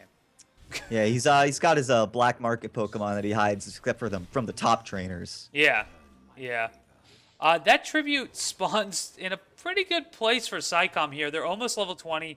Honestly, they should just go kill a minion wave real quick. I was gonna say, yeah, and bottom that's is what the I perfect opportunity. He just did it. Cool. Beautiful, Sweet. smart. And they're playing it. They're getting ready. Fate going very deep. My God, he is playing as much of a delay roll as he can. Yeah, that's what he needs, but not able to stop that in time. Black Spade most likely going down, not getting any heals there. Beautiful Maw comes out, traps up two of them. This is not looking so good for the side of 40 hands. Steven desperately trying as much as he can. He's not going to be able to do it. Hylek missing the hook, too. He's probably going to go down for this. I think Fate's going to... No, he missed... No, the gravity lapse does come in. That's going to be enough to take Hylek down. He tries to eat Tyrael, but it's too late. You're already dead, mate. Yeah, the hook was on purpose. His job was done. All he wanted to do was make sure Narwhal could get out of there, but I don't think it's going to be enough. I'm pretty sure this is game. They have 30 seconds to do whatever they want. If they kill Narwhal, they have even longer. and they used all their heroics, but they still have plenty of healing and stuff left. So Yeah, this is gonna be they used all their GG. heroics, but it was worth it. Narwhal goes down too. That's definitely going to be GG. There's Hedwig nobody is coming just this time. such a jerk. Hedwig coming out to take down Narwhal. That's the end of the game. Psycom taking the game. They're going to the finals. We're going to find out in just a second who our other finals team is. You're our wizard, Rebel. Yeah. But yeah, like I said, I was worried about 40 hands if they were going to get punished, and it looked like Psycom just played the game a little bit better overall than 40 hands did. Yeah, that's true. It looks like Psycom is going to move on to play RFS Gaming. We're going to see how these finals work. The finals, of course, are a best of 3, not a best of 1 like the rest of the night has been. So this ought to be a very interesting match. We know both these teams. Anyone that has followed NexVerse knows RFS. We were talking about their manager earlier in Verum. He manages them. A little busy now with casting and everything. But this team, I've watched them play. They're fantastic. They gave Tempo Storm a run for their money earlier today. This is bound to be a great dang it, best of 3, I guess. Yeah, great setup here. Great match for sure. Match. That's the word I was looking for that I could not find. Thank you. It's okay. We're helping each other out here. I'll find what you drop. It's okay. Thanks. Appreciate RFS that. Gaming, I am so stoked for this. I saw RFS Gaming, like you mentioned, with Tempo Storm. The fact that they were so close to beating Tempo Storm leads me to believe that, I mean, but based on what I saw with Psycom, I think they're going to put up a good fight, but I'm going to pick RFS Gaming. I'm going to show my bias right here. I'm going to pick RFS Gaming for now at the first edge. We'll see after the draft. I'll give you a second evaluation after the draft. But as of right now, I'm going to say RFS Gaming take it 2-1. 2-1. Yeah, okay. All right, cool. I can get behind that. Psycom is a good team. They're bound to take at least one game, I imagine, if not both. I think Psycom beat RFS the last time they played. Maybe it wasn't Psycom. I think it was Psycom. But you never know how things work out. RFS did play all day. Was Psycom in the... I don't remember qualifiers? seeing Psycom. I don't remember seeing them either, but that doesn't necessarily mean they weren't there. Yeah, Maybe they just sure. got knocked out early. So I was so impressed by RFS today, honestly. That's the biggest thing. Like, I mean, it's so good. Did they come out of NexVerse? Because that's the first place I saw them. pretty much. Yeah, you Yeah. can say that. They came out of NexVerse and Heroes Hype and Divergent. They've played all of them, I think. Including Sweet Synergy and NexARAMas. I think they have been in every tournament that I have seen. At least amateur tournament. So yeah, they've been with us for a long time, and it's great to see them in qualifiers doing well. I mean, they got to Oh yeah. they didn't get to the semi-final. What did they get to? The round of 16, round of 8, something like that. But they did fantastically, and they gave Tempo Storm a run for their money. So yeah, awesome. I'll take it. Yeah. Say the big thing is that they got really far. See, actually, I have the brackets right here. Oh, do you? Cool. RFS. Go ahead and look that up for me. They're in the bottom of the list, towards the bottom of the bracket, rather. I'm looking for Tempo. There we go. They got to the round of 16, so that's amazing. That's pretty good. Honestly, like that's Hard to argue with that. Yeah, Team Blaze also got their Cloud9. Like the teams that you're looking at that also got to the round. It's just with such a great group there. Like RFS Gaming, gosh, we seem so biased right now, but or at least I do. But they just did. I can't talk them up enough. They did so well, I think, in the open qualifiers here. Yep, but again, that's not to say that Psycom won't beat them. Sure. Because Psycom, we just saw they knew what they were doing. They took bosses with 3 people while making sure the other 2 were visible, so nobody thought they were going for boss. Yeah, and Like it's little things like that make it amazing. Make games hard to deal with. Make teams like Psycom a challenge, and that is fantastic. I mentioned on Friday, actually, you know, any given Friday, any given day, you can see a team that might be the underdog take the victory overall. even if you're playing against the pros, maybe something, something slips up, something messes up. You can take advantage of that. Maybe beat a pro team. At least we saw, like I said, RFS. Exactly what RFS did with Tempo. They almost beat Tempo. Maybe SciComm comes in and just beats RFS. Yep, exactly right. Royalite. Wow, look at that sweet Matcherino money. Yeah, we're at $329 already. That's Nice. fantastic. Thanks, guys. Uh, go donate. Go put money in there. You can put it in for free using the code word NexVerse. It all goes to the teams. Nothing comes to anybody else. Every single dollar of that goes to teams. So please go help us out. Get people in there. Get your friends to donate. Especially if you're a team that's playing and you think you're going to make it to the finals, call your parents. Make them both donate. Call your friends. Call your girlfriends, your wives, whatever you got. Call them. Make them do it. It helps. It helps everybody, to be honest. So Get everybody to donate. Get your dog to donate. Your cat to donate. Anybody. that's true. Do it. That's fine. That's weird, but sure, why not? Hey, so maybe somebody's got a really advanced dog. They stream, dog stream, Dog twitch.tv stream. slash dog stream. Yeah. Yeah. I wonder if that's a real thing. Like, I'm not a dog streaming, but somebody named Dog Stream, and I just accidentally repped them. I gotta go find out. I'm way ahead of you on this. Okay. Glad we're both doing this. I There don't- is no dog stream. Get on that, people. Dog stream. I want to see a dog streaming HOTS within the week. There is a dog streams with an S. They are currently streaming Portal 2, and it's not in English. Oh, wait, they're not. Okay, so it's offline. It was online for a split second. I must have caught the end of it there. My dyslexia just took hold of me, and I just typed in God streams. God streams. Also exists. Is that a thing? All right, cool. It Fine. looks untitled broadcast, so I don't think they've really streamed much of anything. Probably not doing much there. We are in the draft, just so you guys are aware. They're banning out maps right now, so we're not just going on about random stuff for no reason. We're just doing it to burn time. Yeah, I gotta fix these videos. we're doing it to burn time, and not because we were genuinely curious as to whether dog stream was the thing. I was definitely curious. I had to know, man. I had to know. I want to see a dog stream. I don't know how it works. I mean, okay, if a Twitch chat can play Pokemon, we can get a dog set up. We could get a dog playing Heroes of the Storm. Yeah, that's fair. We could. So, like, that's probably fair. One wag is A, two wags is B, a bark is up. How does that work? I don't know, but it's down to Cursed Hollow and Infernal Shrines. I I'm imagine we're gonna seeing get a pattern shrines. here. There it is. We are indeed getting Infernal Shrines. Let's go to the draft. Yeah, these two maps seem to be a favorite of a lot of the teams playing in this tournament so far. Yeah, I mean they're favorites of most people. First ban coming out on the side of RFS is Zool. Smart ban, I think, overall. KT coming out on the side of SciComm. And instantly, RFS lock in Sylvanas. Yeah, we've seen this all day today, to be honest. This Yeah. is an extremely popular pickup on Infernal Shrines. So you get that Punisher, and that Punisher runs up, roar, I'm going to punch people. John Cena's over the wall, and then you're like, well, crap, he's dying really fast. We know what he doesn't die really fast to?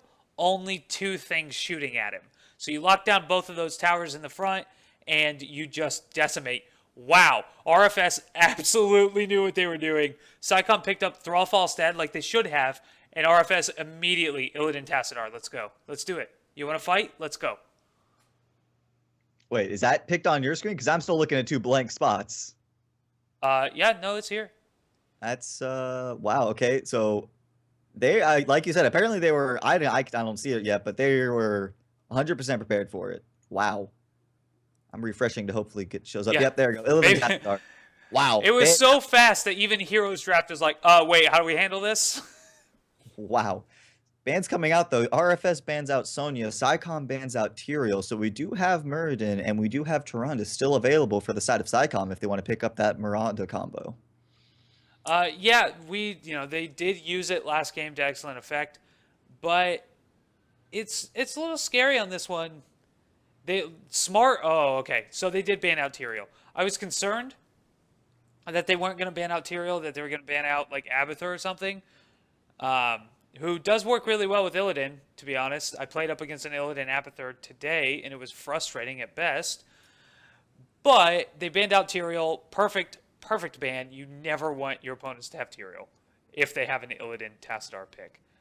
They do pick up ETC and Uther, which I think is pretty smart, especially with the Uther, because, hey, Illidan's diving my lines, and he's popped his evasion. He's hard to hit. Stun. ETC, Yeah. get the dance off. Now Illidan's dancing. I mean, obviously you don't want to just solo mosh pit the Illidan, especially because now RFS picked up Brightwing. So if you see an ETC, doing that mosh pit, playing that awesome music, just polymorph him. Yeah, Also, and a Muradin pickup too. So Percival wanting that Muradin. Smart move. I mean, Joanna's good on this map. Gets a lot of work done on the shrines, but Muradin really is the best warrior. Like, that's what it comes down to. His kit is so simple. It's just, he is such a simple hero to figure out how he works, but playing him well means that your team is constantly in the right place, doing the right things, being the aggressors. He's got great peels. He's got a good health pool. He's got excellent talent diversity depending on what you need. I like it. I like it a lot. and the final pick coming on the side of Psycom is a Zeratul. So they're running a triple assassin lineup. That Void Prism could be pretty good too, especially because, again, Illidan's diving on your team. Potentially just pop a Void Prism on him and say, yeah, we'll deal with you later. Let's tear through the rest of your team first. Yep. Somebody's asking if we can explain the Maturino stuff. So Maturino if you put !Maturino, it gives you a link. You go there, you put in code word NexVerse or code word NexVerse2, and it gives us a free $1. If you want to donate actual money of yours, that's fine. You can. We love you for it, and we'll give you a shout out on stream. But all you got to do is just put in code word NexVerse. It puts $1 in there for free, and it goes straight to the teams. We don't see any of it. It goes straight to the teams. I should probably get back to us while I'm trying to explain this because I was doing other things on the screen. Nah, this is important too. So yeah, that's how it all works. Hopefully that gets you. I have an invite into the game. As soon as I get in, I'll make sure you're in. Where are you? Oh yeah, you're all the way at the bottom. There you are.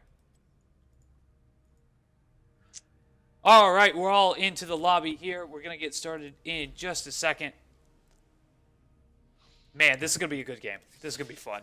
I'm excited. Oh yeah, I don't know. Both lineups I think have relatively nice counters to each other. I think this is going to be a really scrappy game, especially over the shrines. Like Sylvanas, both sides just have really good heroes. I think overall, nobody has a massive amount of wave clear. I guess Brightwing's the biggest. Brightwing and Tassadar combo. I guess AOE would be pretty good for clearing out those grouped up guardians. But you've got Zeratul, Cleave. I think this is just going to be a really nice team fight heavy match. Yeah, I agree. I agree with you 100%. We're waiting on RFS to finish getting apparently all the nerds ready. Ethics. Apparently Ethics only has my other account. He doesn't actually have this one. All right. So this So silly. That's okay. That's what I'm talking about. If you're gonna cast, if you're gonna get involved in esports, get everything figured out first. So frustrating. I say it's okay. My BattleNet does not even match my handle that I go by. So yeah, talk about confusing people. I tried to keep stuff going, but for some reason Blizzard decided to use a username for my BattleNet ID that I used like forever ago through like Warcraft 3 days. I don't know. It was when I was 12, guys. Come on. That's how mine is. All my old stuff is like accounts I made up when I was younger and played video games, and it was based off of a childhood nickname. The only reason I go with Captain Cardone now is because on YouTube somebody already had the YouTube account that I wanted to make. Oh, that bites. Yeah, kind of causes a problem. Whoa, Nesper. I did not notice that. What's going on? They don't have Sleepy Bear. Where's Sleepy Bear? Oh, we're looking on. Oh, yeah. What? I Maybe missed that. something with the qualifiers earlier. I don't know. Maybe he's just tired. I mean, I don't blame him. Those hard fought games. Yeah, I was tired watching them. yeah, that's true. That's fair. Um, yeah, I got in like 3 games of Heroes today, and after that and watching qualifiers, I was like, man, I got to stream tonight. I'm done. Done. But anyways, getting into the game. On the side of SciComm, we're gonna have Fate again on that ETC. We're gonna have CDM Playa on the Zeratul, Rebel on the Uther, Yuta on the Falstad, and Zolron's on that Thrall.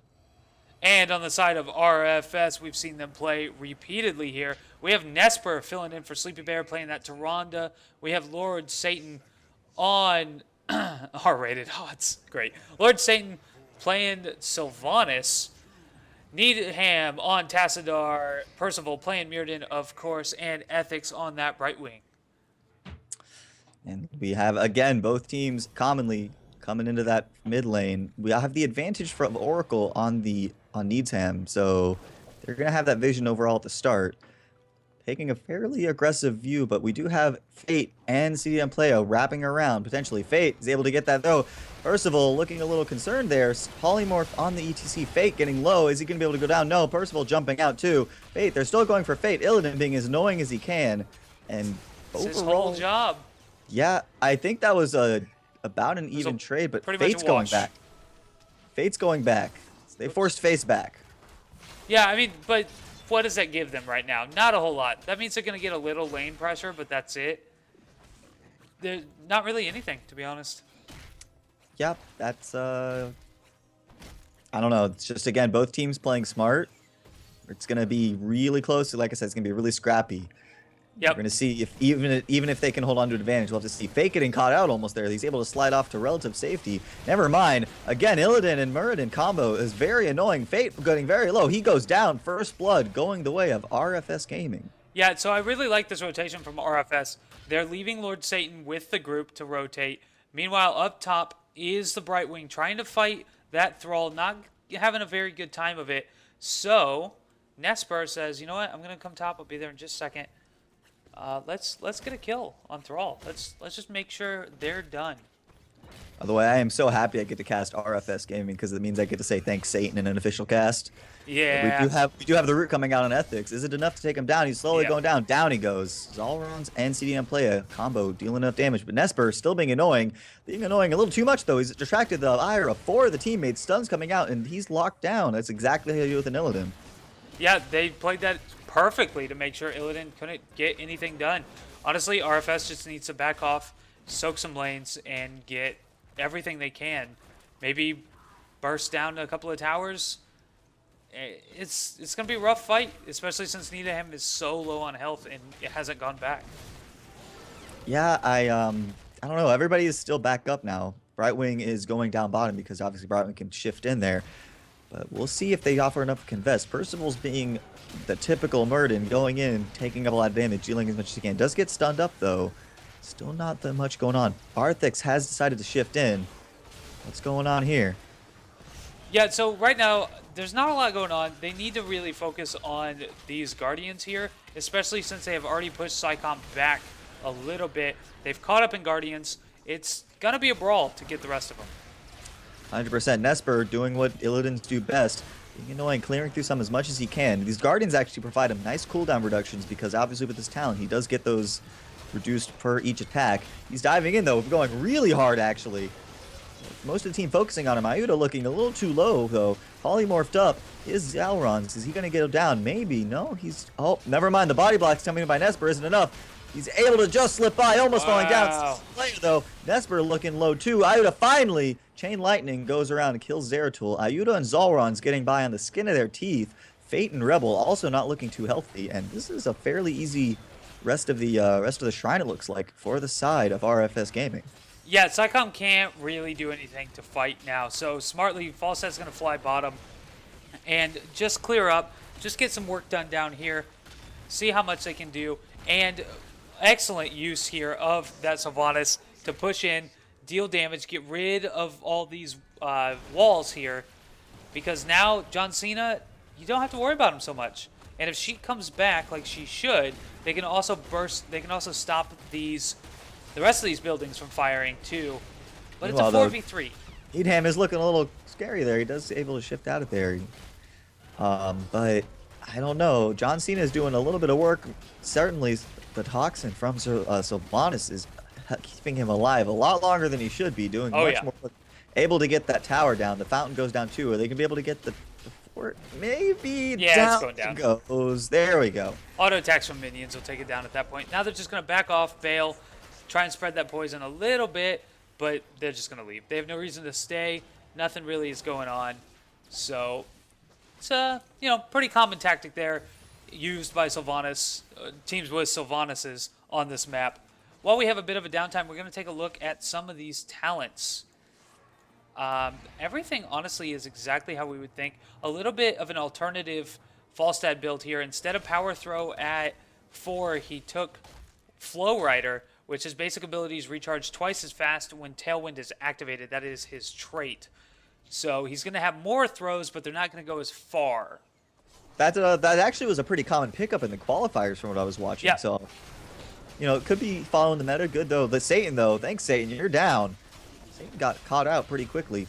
Phase shift coming in from Ethics. Is it enough to save his friends? I'm not sure about that. Ethics is going down. It might save his friends, but I don't think it's going to save him.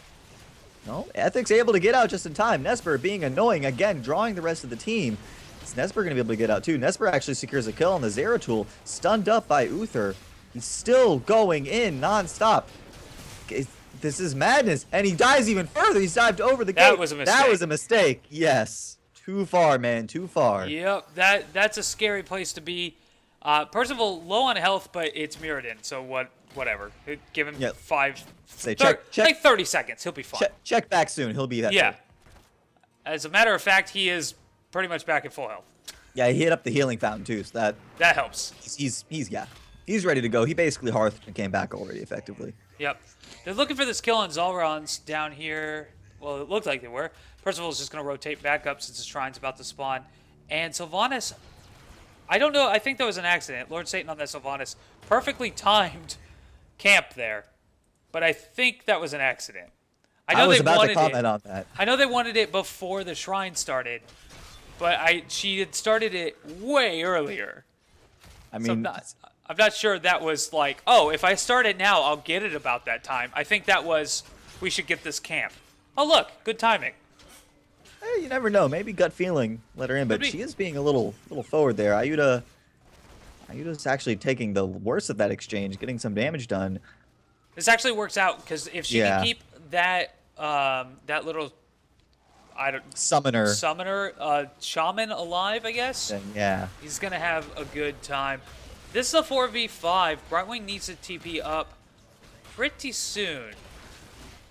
I would think so, but Brightwing is still staying down. No, look, I think Brightwing's still choosing to channel on that. Meanwhile, we do have obviously a scrappy little fight going on there. RFS Gaming playing very, very scared, worried. They are down. They want to make sure that they don't commit too far. Speaking of committing too far, though, Percival looking a little too far. Avatar popped. Brightwing coming in. There he is. Oh! A little bit of a misplay there. Yeah, the Void Prison basically saving it. Nesper getting pushed out, though. That annoying man is now gone.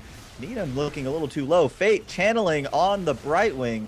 Force Wall almost being able to push the Brightwing off, but it's not enough. Meanwhile, the backline is collapsed. Good. Ayuda goes down. Everybody goes down. The Thrall went down and the Uther went down. Fate looking really low. Yep. So that Force Wall was actually really well done. Needham saying, you know what? I think I can push. I think I can push Ethics out of that. I can do this, right? And just bloop. Okay, it didn't quite work, but it was close. It was very close and a smart play. Nesper, you are the most aggressive Illidan ever. That was, yeah, I mean, that's exactly what an Illidan has to do, too. And if that Force Wall had worked, that little trick, I probably would have been screaming about it. It was a very smart play. It was really, really intelligent, just saying, this shunts people, let's just try it. By the way, they were taking all those buildings up on the top. Meanwhile, the Mortar Punisher was working down the mid lane. Oh, and quick shout out on I'm looking at the chat. Looks like the Matcherino's up to $429 if I'm reading that correctly.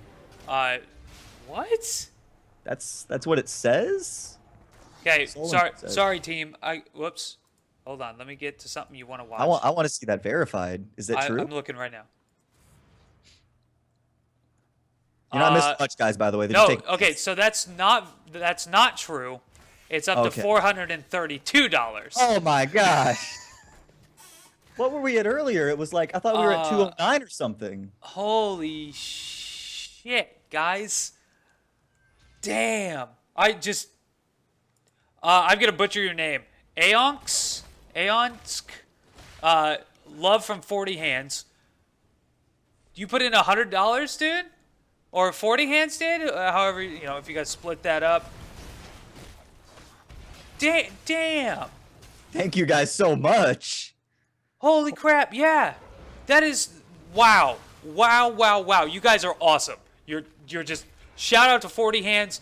You guys, incredible games tonight, but even more incredible compassion for the amateur team. I know this is where you guys grew up. This is your homeland, so I get that, you have a bit of a stake in it, but that's more than a bit of a stake.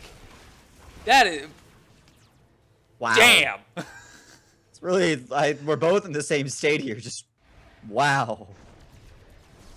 And for those of you guys wondering, by the way, you're not missing much going on in that. They can see most of it. I'm trying to keep up. Yeah, both teams are playing relatively safe and just clearing the waves. Ethics for a long time was actually alone. He's getting scouted out by CDM Playa, but I don't think CDM Playa is gonna act on that. Yeah, you don't want to fight that because the rest of the team will rotate really fast to kill him. Yeah, he knows it. He's probably played against RFS enough to know how that works out for him. So smart play, just kind of bailing. I love Needham here. He is doing exactly what he needs to do. Everybody has shields. Everybody has a shield going into this fight. The strongest part about Tassadar, it's the greatest thing, especially, I mean, they're running him with a second support, and that's really where Tassadar shines too. The shields, just especially with somebody who isn't as reliable, like burst healing as a Brightwing, helps ease that pain of the overtime or trait healing. Sure does. Makes it so much more valuable. But we do have almost everybody up here now. Naturally, Brightwing is still pushing the bottom lane, waiting for the right time to come in. Yeah, just trying to get all of that stuff done. He needs to pop up soon, coming in on Lord Satan, but getting sundered as soon as he gets here. It was a sunder that was thrown out, but it didn't really do that much. Lord Satan and RFS Ethics really didn't take that much damage. Meanwhile, Nesper does pop Metamorphosis in the middle of him, getting a lot of stuff. Is it enough to do it though? Nesper getting low, but he's still not dying. Polymorphs Zalrons, he's going to go down too. Beautiful mosh pit, catching out almost all of them. Is it enough though? I don't think so. Still did not lose a single person. Mosh pit, Divine Storm into mosh pit, catching out everybody except for Lord Satan. What's Lord Satan going to do to stop a mosh pit? Nothing. That was beautiful. Just absolutely beautiful. They're going to take this keep down while Nesper is up top. I keep wanting to say Sleepy Bear, but well, it's just I'm so used to their team their roster now. But they're going to get this keep. They're going to back off after they get it because John Cena has a free path to the core. If they can get another couple of kills while Cena is doing his magic, they win this game. Oh yeah, 100%. And everybody at Percival looking relatively safe overall. Satan's the closest, I guess. Is it Percival, Satan? They're the ones without full health, and they've got shields enough to cover it. So well, and Percival's going to heal up before the next fight starts anyway. So no worries on that one. I think I have to give hats off to Nesper. I know we've been lamenting the fact that he's not. Sorry, I've forgotten the name, but Sleepy Bear. Nesper. I know Nesper too. He's great. I just was surprised to see him because we saw Sleepy Bear all day in the qualifier. Desperation Gust comes out from Ayuda, but I'm not sure how much it's going to do. All those mid buildings are still going to fall, and John Cena is working his way to the core. He's not going to be able to do much, actually any damage to it, but that's still 2 full lanes where there's nothing between the creeps and the core. Yeah, I do like how their other lane, they still have their fort up, though. It's not going to last long, but it's up. Yeah. Definitely not with the Sylvanas, too, on the enemy team.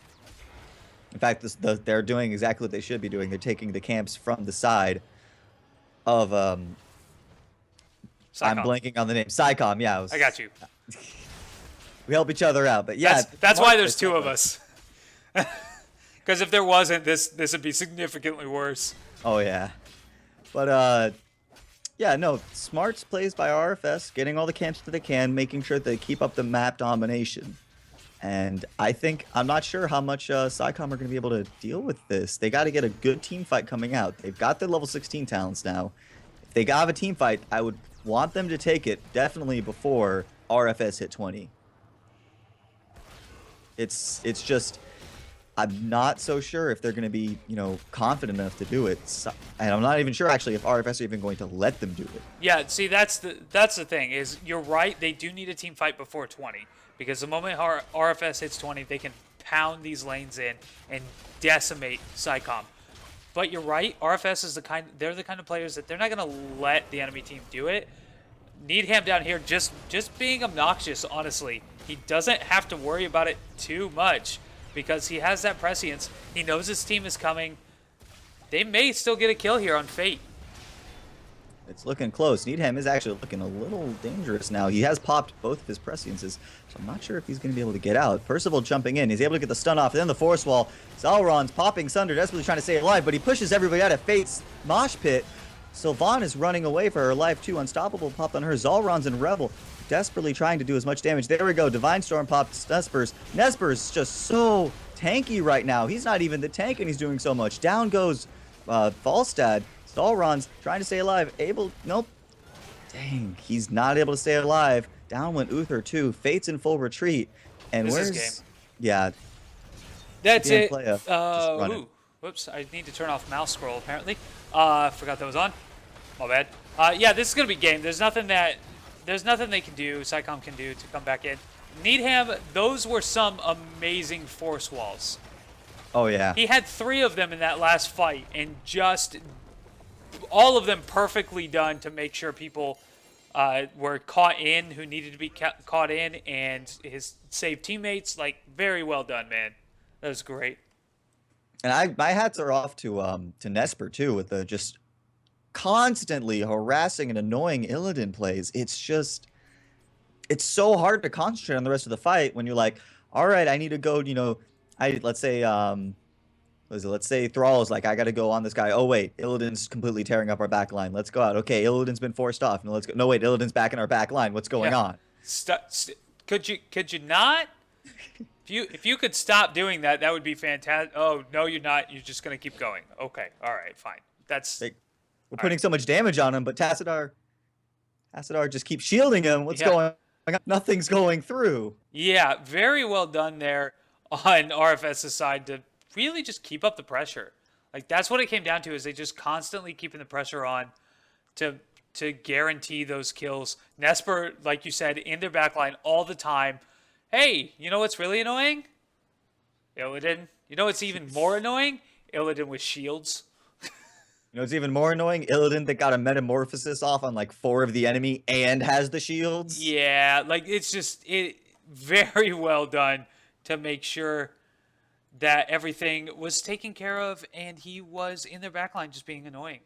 That's what they needed. And it was great, too, especially with a Muradin on the team, too. You force Illidan off. All right, let's turn around and face oh, wait, Muradin's in our backline now.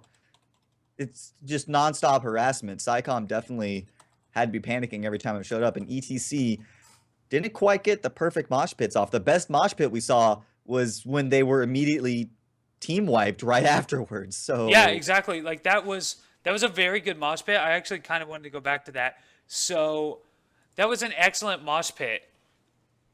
The problem was they had no follow through on it. Their main damage dealer was already dead. They got the mosh pit off, and you're looking at it going, yeah, they're gonna do this. They're gonna get a team wipe. RFS is dead. They're absolutely dead. And Sylvanas just walked up to Falstad and said, hey, I'm not in the mosh pit. Like, sorry. And Falstad died. So Thrall and Falstad, both dead. Okay, so we have Uther hitting people. We have ETC moshing. I think either Thrall or Zeratul died at that point too. So yeah, And I think Zeratul was still alive, but as soon as the mosh pit came off, or as soon as the mosh pit stopped, Zeratul died. It was just like, huh, that's not going to work out for us, huh? And full team wipe immediately after that. So they had a good shot, but they just did not have the damage at that point. We saw a couple of times they did counter synergistic heroics and then didn't try and fix it. So, for example, we saw a mosh pit go off and immediately Thrall sundered everybody out of it, and the mosh pit continued. He never canceled it.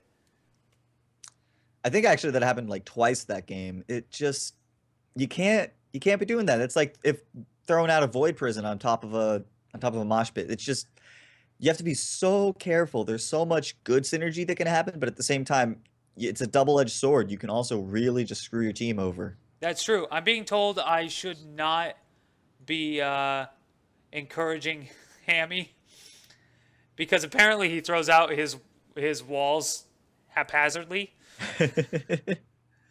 They worked, man. Hey, look, I mean, yeah. When it works, it works. There's nothing like it doesn't matter how much of an accident that was. Good on you. That's what it comes down to.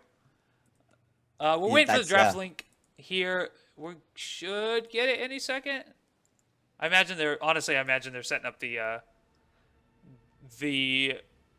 lobby first. Probably because I believe the map's already been decided. I just can't remember what it is. Well, loser picks either gets map pick or first ban. Yeah, so effectively we don't have to go through that long draft. That's true. Phrase anymore. So it's we'll find out the moment it comes up to. We don't have any delay between that. So we're just waiting on that draft link. Yep, as soon as we get that draft link, we'll be good to go. In the meantime, holy crap, guys, you did so well on the Matcherino thing. Aonx, if that's how you pronounce it, dude, thanks. That was incredible. Hammy, yes, I wanted to mention this. You tried really hard to push a Brightwing out of the mosh pit one time. That was amazing. That was a very smart move. I'm really sad it didn't work. Yeah, we definitely both caught that. That was, like I think I said during the cast too, I was about to like pop off and go crazy if that had worked. That I would never have thought of that. That definitely, in the heat of the moment, I wouldn't have. Yeah, it would not have crossed my mind. I would probably just. Yeah, I might have. I'm always trying to do weird things like that just to see how much utility I can get out of Force Wall, but I'm usually screwing over my team doing it. So. Yeah, I probably would have just popped the shield and said, "All right, try your hardest." Good luck. Yeah. So apparently, Soulinger did not like the fact that we were off by 20 cents. He put in $2.20. Thanks for making that an even $4.35. I appreciate that. It bothered me too. Pretty number. It bothered me too. I just wasn't gonna do anything about it. That's the difference. That's it. That's all there is to it. RFS, if you guys are still watching, anytime you want to send me a draft link, that'd be fantastic. Awesome. Oh wait, I might have one. Because I honestly I just end up stalking the front page of Heroes Draft. What's this? Oh, I'm getting invited to a custom game. Oh wow. He did send it to me. Right, because he sent it to me through this. Thanks, guys. Appreciate it. You're awesome. Always on the ball. Why does everyone have...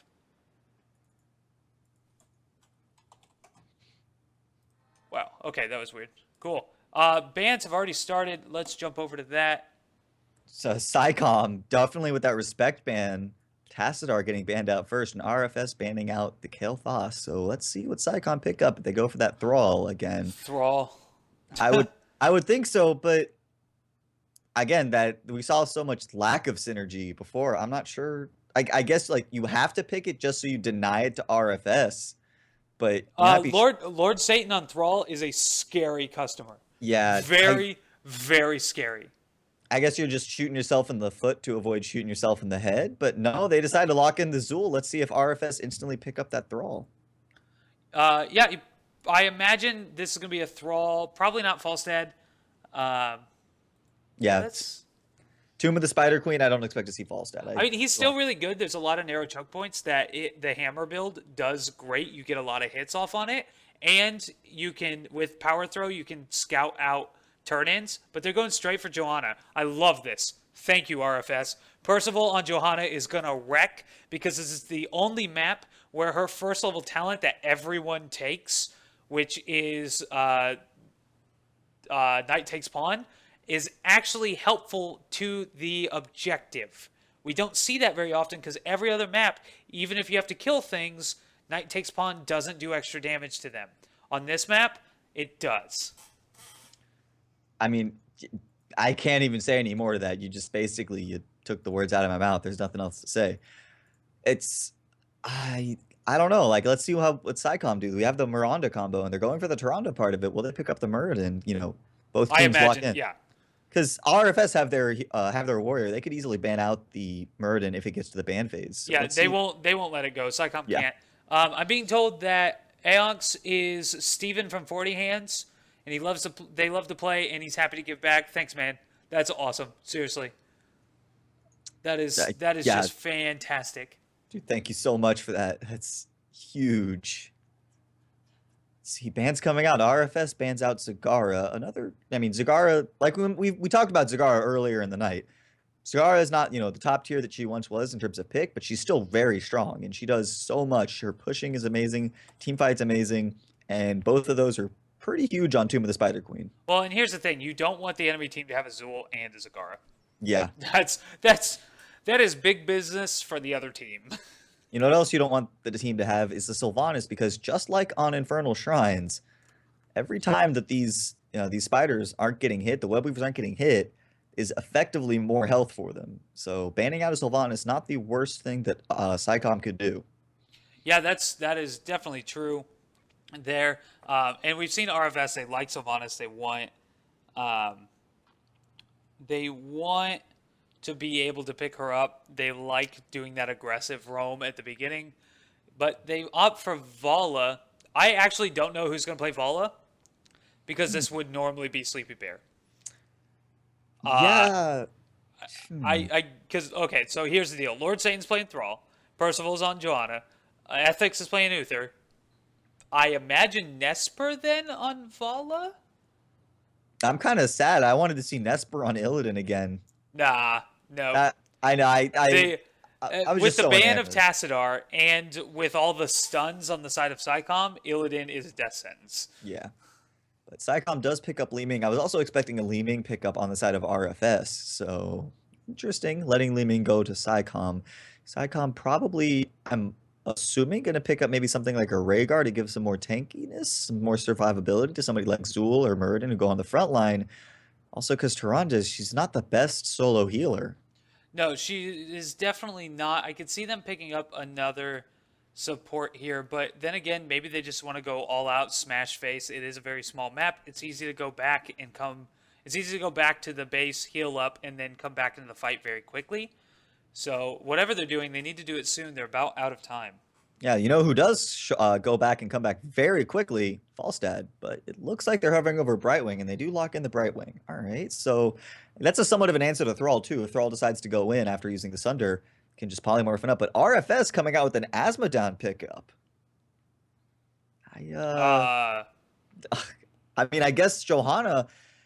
With Johanna, that's that you can help with the stacks, I guess. But I'm not so sure what to think of this pickup. Could be useful, but like I said, Falstad was still in the lineup and he wasn't banned out. I feel like I would have wanted to see a Falstad or something like that. Okay, so here's what's happening.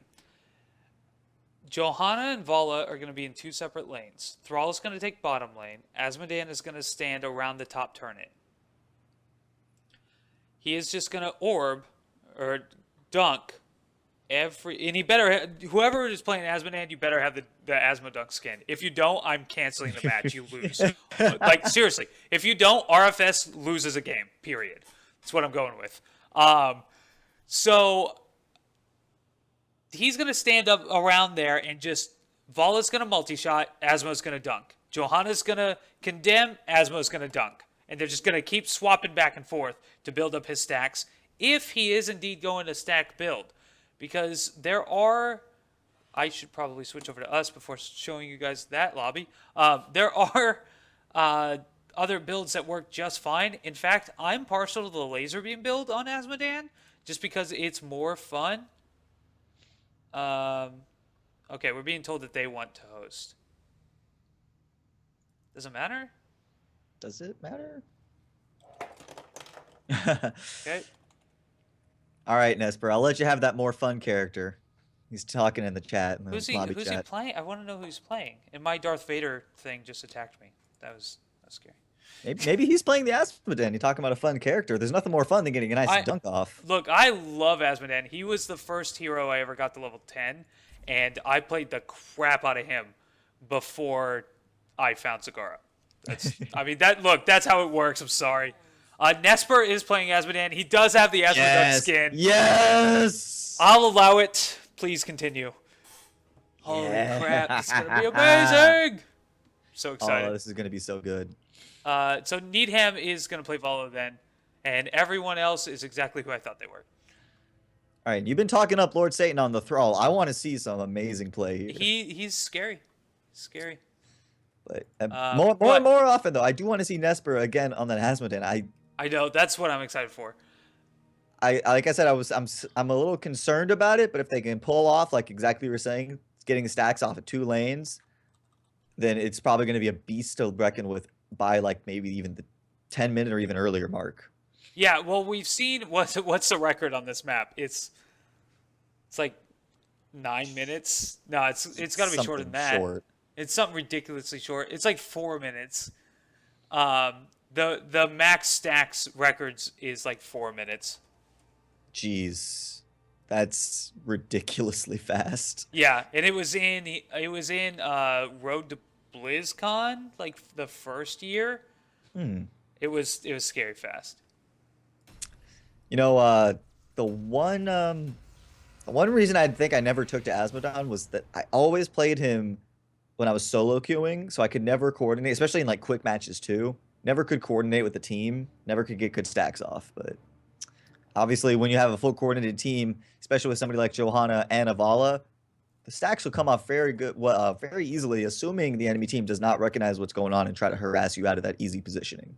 That's true, and the teams, of course, have switched sides on me. Thanks, guys. Appreciate that one. Good work, making my life difficult. My life, too. I always mess up the sides. Yeah, that's true. It's fair. But, yeah, I'm very excited for this Asmodan pick. I like Asmodan a lot. He just has a hard time in the current meta finding a place.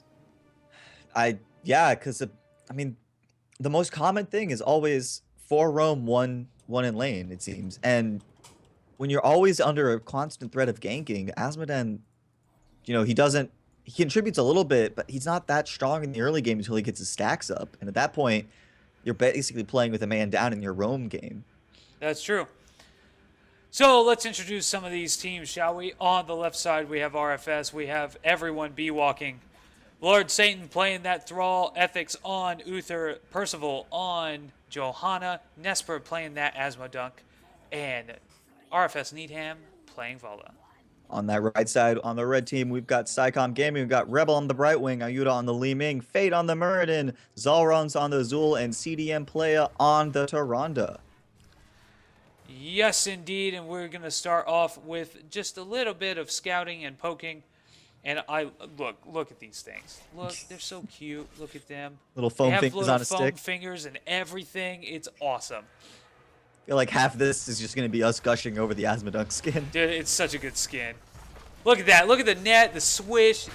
If you haven't seen it, go watch the video of how they made the sounds. It's very well done.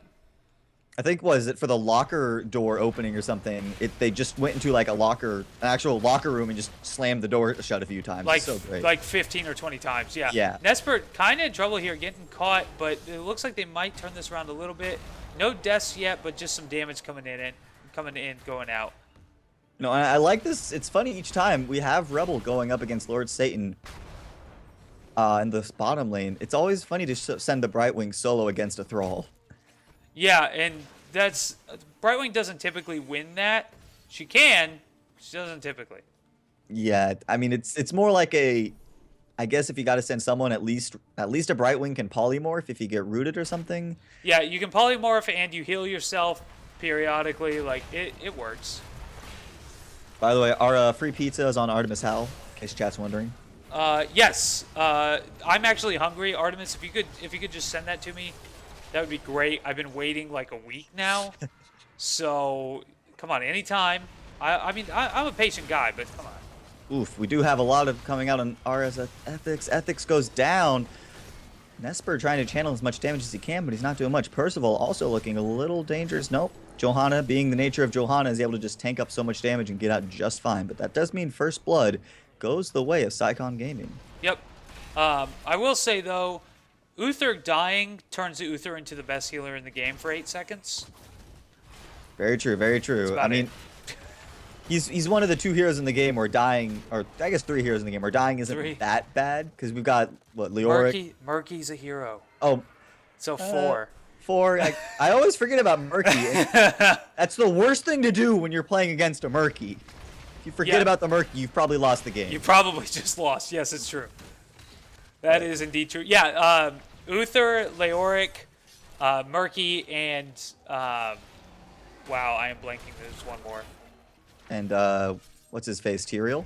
Tyrael, yeah, because you can blow people up. Tyrael, not so much, because he does a lot more alive than he does dead. But the other ones, not as big of a deal.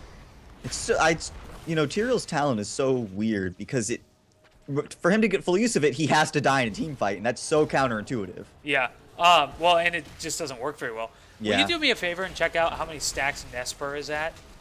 How do I do that? I don't think I've ever been able to start hitting like the number buttons until you get to him. He should be number 3. There we go. Theory. Let's see. He's at 110. 110 out of 500. It's not bad. Yeah. That's wow. That's 3.5 minutes in. He just got that entire wave. The recent buff to it, they gave him an additional half second. The window that the creeps can die. That's a huge. People think half second. That's so fast. A lot of times before, that was definitely the difference. The difference. Oh, Ethics, you are way too far out here, buddy. You're getting stunned and rooted into oblivion, but your team is there to back you up. Zalron's not looking good. Fate also in trouble. Dunk comes out. Man, that does a lot of damage. Shield glare kill. No, not coming. Ethics looking too low there. The stun comes out. It does hit Percival, though. Percival, we've had this team fight turn, I think, twice now almost. We still only have 1 kill. Yeah. But I'm just going to constantly check up. 146 stacks on that. Dang. Yeah, meanwhile, Lord Satan is really pushing Rebel back here. Rebel not looking so good. He is out of mana. He's only healing because he has his trait. It's hurting. And we do have the Web Weavers descending. First Web Weavers going the way of RFS Gaming's. They've been playing extremely aggressive, and it's paid off for them so far. Let's see if they can keep it up. Yeah, that's true. The Web Weavers should give them a pretty good advantage, especially bottom lane, where Lord Satan is already kind of beating up Rebel as he goes. So this is going to be hopefully a good push for them. They need it to work in order to get a solid lead here at the beginning of this game. Yep, and they are choosing to push both top and bottom. So that means that obviously Psycom have to make that decision. They can't really commit. Like if they're pushing mid, they could easily sweep from mid to either of the 2 lanes. But they've taken as far a distance as they could. And it looks like they're actually splitting their forces fairly heavily between top and mid. But now RFS Gaming are rotating towards mid where they don't have a Web Weaver anymore. That's true, but they have plenty of damage to take down these towers, especially since the towers don't have any ammunition left. It's got 1 shot left. What's that going to do? Yeah, not a whole lot. Apparently the stream is buffering. I don't have any drop frames or anything, guys. I'm sorry about that. And it shouldn't be buffering. I blame Satan. Yeah, of course. It's Satan's fault. So, thanks, Satan. Ooh, we do have a beautiful oh my gosh, down goes Uther again. Yeah, they are just picking on Ethics, which is a good target to pick on, to be honest. But man, that hurts so bad. Percival taking tons of damage too. Zalron's gonna go down. The dunk CDN from player Nesper might also go down if a dunk comes out. Nope, able to heal himself back up. He's fine. Important to note, by the way, Fate has 42 gems on him. That's a lot. Not anymore. Oh, now it's down to just 6 because he got that turn in. Yep, and that means the red web weavers are coming out. Lord Satan down here just standing under this tower, beating it up. Not a care in the world. Oh, I love this. So, Nesper on that Asmodan has been putting his talent, his trait, rather, the General of Hell in the bottom lane to help Lord Satan push. That is fantastic. I mean, we've seen relatively little action happen in the bottom lane. They've mostly ignored Satan besides sending in the Brightwing every now and then. But again, what's the Brightwing going to do? You're going to slowly lose that lane no matter what. Yep, exactly right. So I don't see them dealing that much with Lord Satan, and I feel like that's a massive problem, especially when you're letting also Nesper get those farm dunks. Sure, you've killed Uther, but again, you know, we were just discussing, it's not the worst thing for Uther to die. Yeah. And as this game goes later and later, Nesper probably in the next 2 minutes or so is going to have dunks that hurt a lot, even to somebody like, you know, Muradin, might be shielded up by Rebel. Still, it's just going to deal so much damage. How many stacks is he up to now? Let's see. He's up to 262, so he's reached past halfway. Yep, that's pretty good. I mean, we have seen people reach the full point like 4.5 minutes in the game, but he hasn't really been trying that hard. Like they could have rotated much harder. That game, I think they rotated all 3 lanes to make sure he got every stack he could. This is not bad at all. That's going to do tons of damage. Percival kind of getting caught out here, but it's Johanna. Was he care? No big deal. Taking some hits. We saw the Wave of Force there. Disintegrate not picked up. Playmaker picked up. Starfall, Skeletal Magus, and Blink Heal. On the other side, Blackpool, Strafe, Sunder, and Blessed Shield, along with Divine Shield. Besides the strafe and the force, that seems fairly standard. I'm surprised with the force though. Wave of Force can be pretty good, especially when people are channeling. I mean, either one works though, I guess. I don't know. I think I would have preferred Disintegrate. Wave of Force is the new wall. Is the new force wall, basically. It's one that everyone's going to hate at first until they realize just how good it is. I think it's going to be fantastic, but I could be wrong. Oh my gosh, wow. The dunk comes down.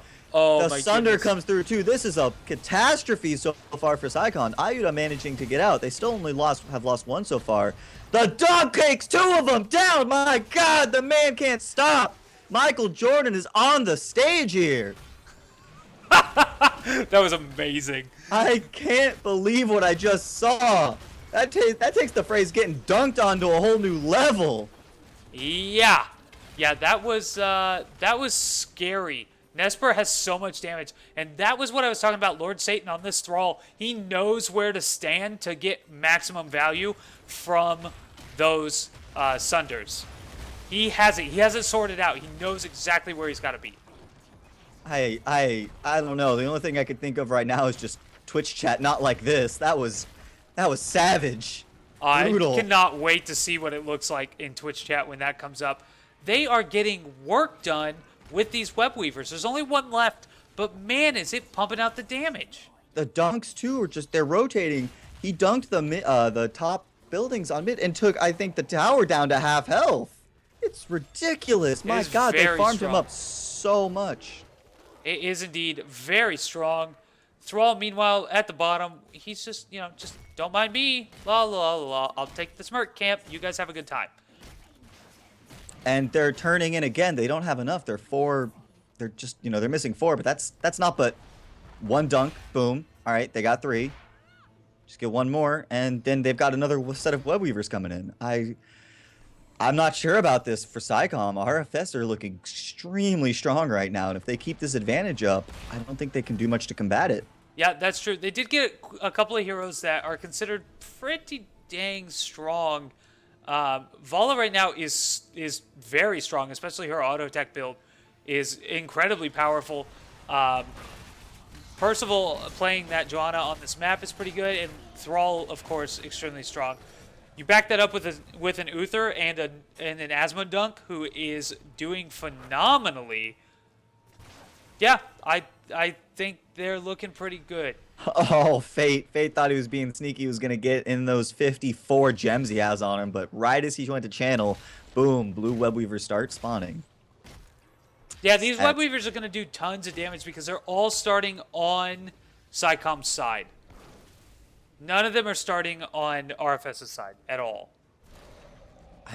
I'm so afraid. I feel like we're getting another dunk fest coming on, and NBA Slamma Jamma, they're not going to be able to counter it.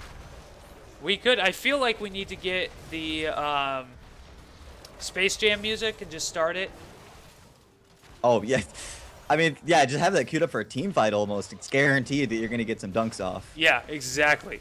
He's just waiting. Look at him. Look at him. He's like, where do I send it? Ah, He missed.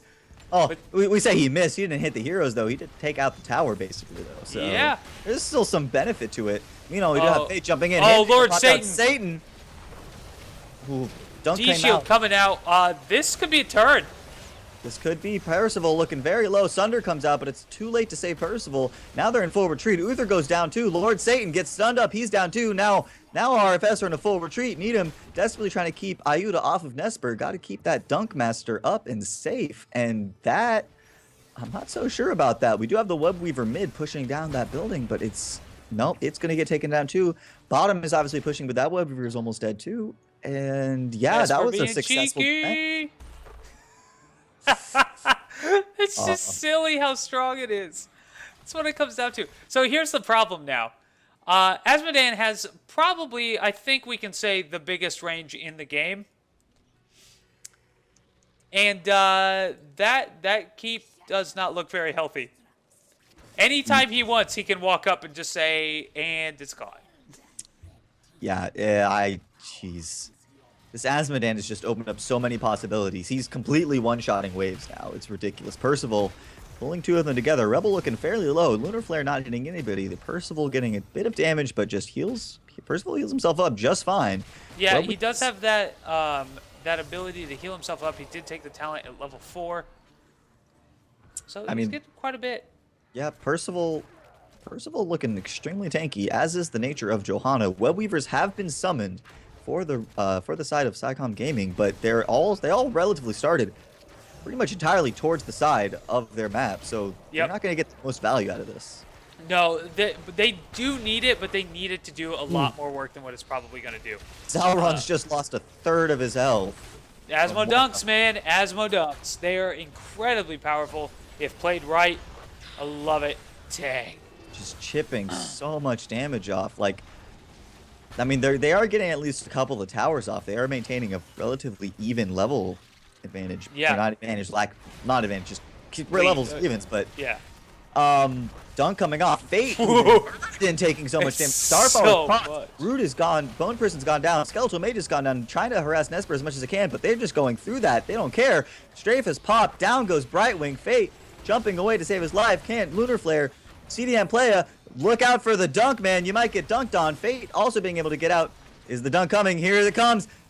Ooh. Not the correct prediction. Ayuda also able to stay alive. Fate rejoining the fight. Stun off going down on the Thrall. Lord Satan getting haymakered in, but doesn't really care that much. Able to fight it off. The dunk comes Oh down my to Ronda. goodness. And Come on Fate and almost slam. dead.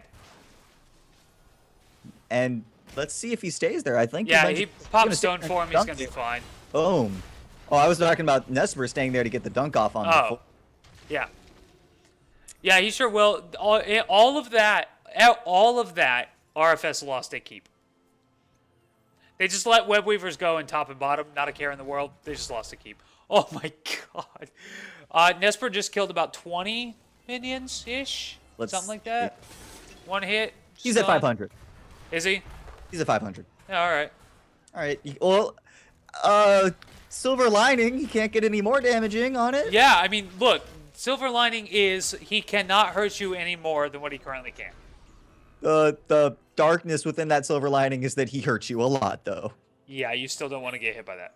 Turns out. Yeah, so this is the thing. This is why I like the laser beam build better, is because I never get to play with people that are trying to help me get my stacks. Yeah. You have someone helping you get stacks? Heck yeah. Go this build Oh every my day, God. all day. Feud and Rebel just lost half their health to a single dunk. Starfall popped, but the entire team, RFS is able to pull out of it mostly. Johanna's still in there. They're popping as much as they can. Dunk comes down. Down goes Brightwing. CDM Playa lost half of her health. Sauron's popped the Skeletal Mages. Is it enough? No. Nesper still being just fine. Strafe coming through, tearing through it. Lost Zul, lost Muradin, lost Tyrande. 5 heroes down, and that is probably going to be the game. That's the ball game, folks. That is the ball game. 13-6, lowest scoring basketball game I've ever seen. Get dunked on. That is going to be GG, and I believe that means that RFS Gaming are going to take this 2-0 victory. They are indeed. They are going to be our Week 5 champions. Man, Nesper, you know what, man? You're no sleepy bear, but that was fantastic. Thank you for playing. Damn. Well, Satan threw out a little sunder there at the end of the enemy fountain, but I mean, why not? wow, just Nesper, the first game impressing me with that Illidan, second game with the Asmo dunking, just incredible. Amazing. Yeah, and he is leading the damage charts on both sides with 47,000 hero damage and 213,000 siege damage. He has 0 deaths, 5 kills, and 8 assists. Dang. Yeah, Halorin in chat said that Nesper is landing dunks all the way from Sky Temple. I mean, the man was just so far away, just getting those dunks, getting the farm up. Beautiful, beautiful play. And I think I kind of want to say Nesper was the MVP. I mean, everybody on RFS played so well, though. Yeah, definitely. But dang, dude, that was great. And I've seen Nesper play other places on another team that I don't remember the name of, but he's a good player. I mean, they play fine. Yeah. I wasn't expecting Asmodunk to come in and just wreck. I mean, just get dunked on, man. He by himself had almost as many kills as the entire enemy team had. That's just the nature. Like, if you let Asmodunk get farmed up, what are you gonna do? You just, I mentioned that I think the best thing Psycom could have done was just take the aggression to the Asmodan, and I don't think they did that enough. They definitely brought the aggression onto Uther on Ethics, but no. Yeah, well, and they needed to. They needed to, push on Ethics just to make sure he couldn't really heal, go anywhere, do things. That's good. You want to target supports, but they needed to kill that Asmodan a lot more than 0. And it definitely hurts the fact that the support you're targeting, stays alive after. Yeah, exactly. Continues to heal. At least he doesn't have his full, can do everything that he could do when he was alive, because that was horribly, horribly broken. Yeah. So, but it's still like, I don't know. Just, I think we've said all there is to say really about that game. Nesper just played amazingly. RFS entirely, their whole team came together and played amazingly, and Psycom just couldn't rally enough to fight them off. They had a couple times where they got close. They got some good team fights going on, but they can never capitalize it. And RFS Gaming never let them. That's true. They never let them at all. Even the times they thought they were going to get something good going, RFS was there to make sure it didn't happen. Great games by both teams, though, tonight. Both teams did fantastically. Just very much pushing everywhere they needed to push, doing all the things right that they needed to do. It was a great game, great series. Thank you very much. RFS, of course, being our champions for Week 5. We have one more week of regular play, so if you want to get involved, you can play next week. And then Week 7 of each season is an invite-only finals, where we invite the top 8 teams to play for real prizes, Blizzard Bucks, that come straight out of that Matcherino donation, which, I'm going to say it again, Aonx was... I think we can just credit it to all the 40 hands. Yeah, 40 hands. Thanks, guys. That was fantastic. Bleedy's put in quite a bit this season. Halorin put in quite a bit. Sweebeeps did. You guys are all fantastic. Thank you very much for showing your support to the amateur scene. I was actually talking to Solid Jake a little bit today, and I mean, half the players, the teams that he saw, he didn't know because he doesn't know the amateur scene at all. And it's just he doesn't have time. And so we need to get some of our amateur players up on that level. We need to get them into more qualifiers. We need to get them winning against top teams to show, hey, turns out there's a really big scene here that that pro teams can tap into, get players from, can pull talent and pull scrims and all sorts of things like that from. And that helps the North American scene in general, which means next time we have to face everybody on the World Championship stage, particularly at BlizzCon, we don't just see MVP Black winning everything. You know, I'm going to have to borrow a phrase from Inverum that I keep him saying over and over again. If you're not growing, you're dying. And these donations, this whole amateur scene, the fact that it's growing is helping, like you said, North America so much. I believe we can definitely take it to MVP Black. Take it to the Koreans, take it to the Chinese, take it to everybody and prove that North America can be the best scene. Yep. And we had that at one time. We just got to get back there. Anyway, sorry, I was reading chat and Bleedy's is complaining about me firing him again. Just wait till it actually happens. It's coming. I'm kidding. Bleedy's, you're a good guy. Thanks. You're always on top of things. Anyway, thank you everybody for coming out and hanging out with us, even though there's tons of other stuff going on today. We had European regionals, or not regionals, qualifiers, I think, and North American qualifiers, just tons of stuff going on. Thank you so much for coming and hanging out. We'll be back next week. In the meantime, get involved in this, get involved in Heroes Hype, Chair League, NexARAMas, that's our ARAM tournament, all random, all mid on Thursday. Divergent Gaming on Friday. Saturday, everyone has a day off. And then we're back at it. We'll be back here again on Sunday. In the meantime, I'm Captain Cardone. You can find me on Twitter. I pretty much manage all the casters of the amateur scene.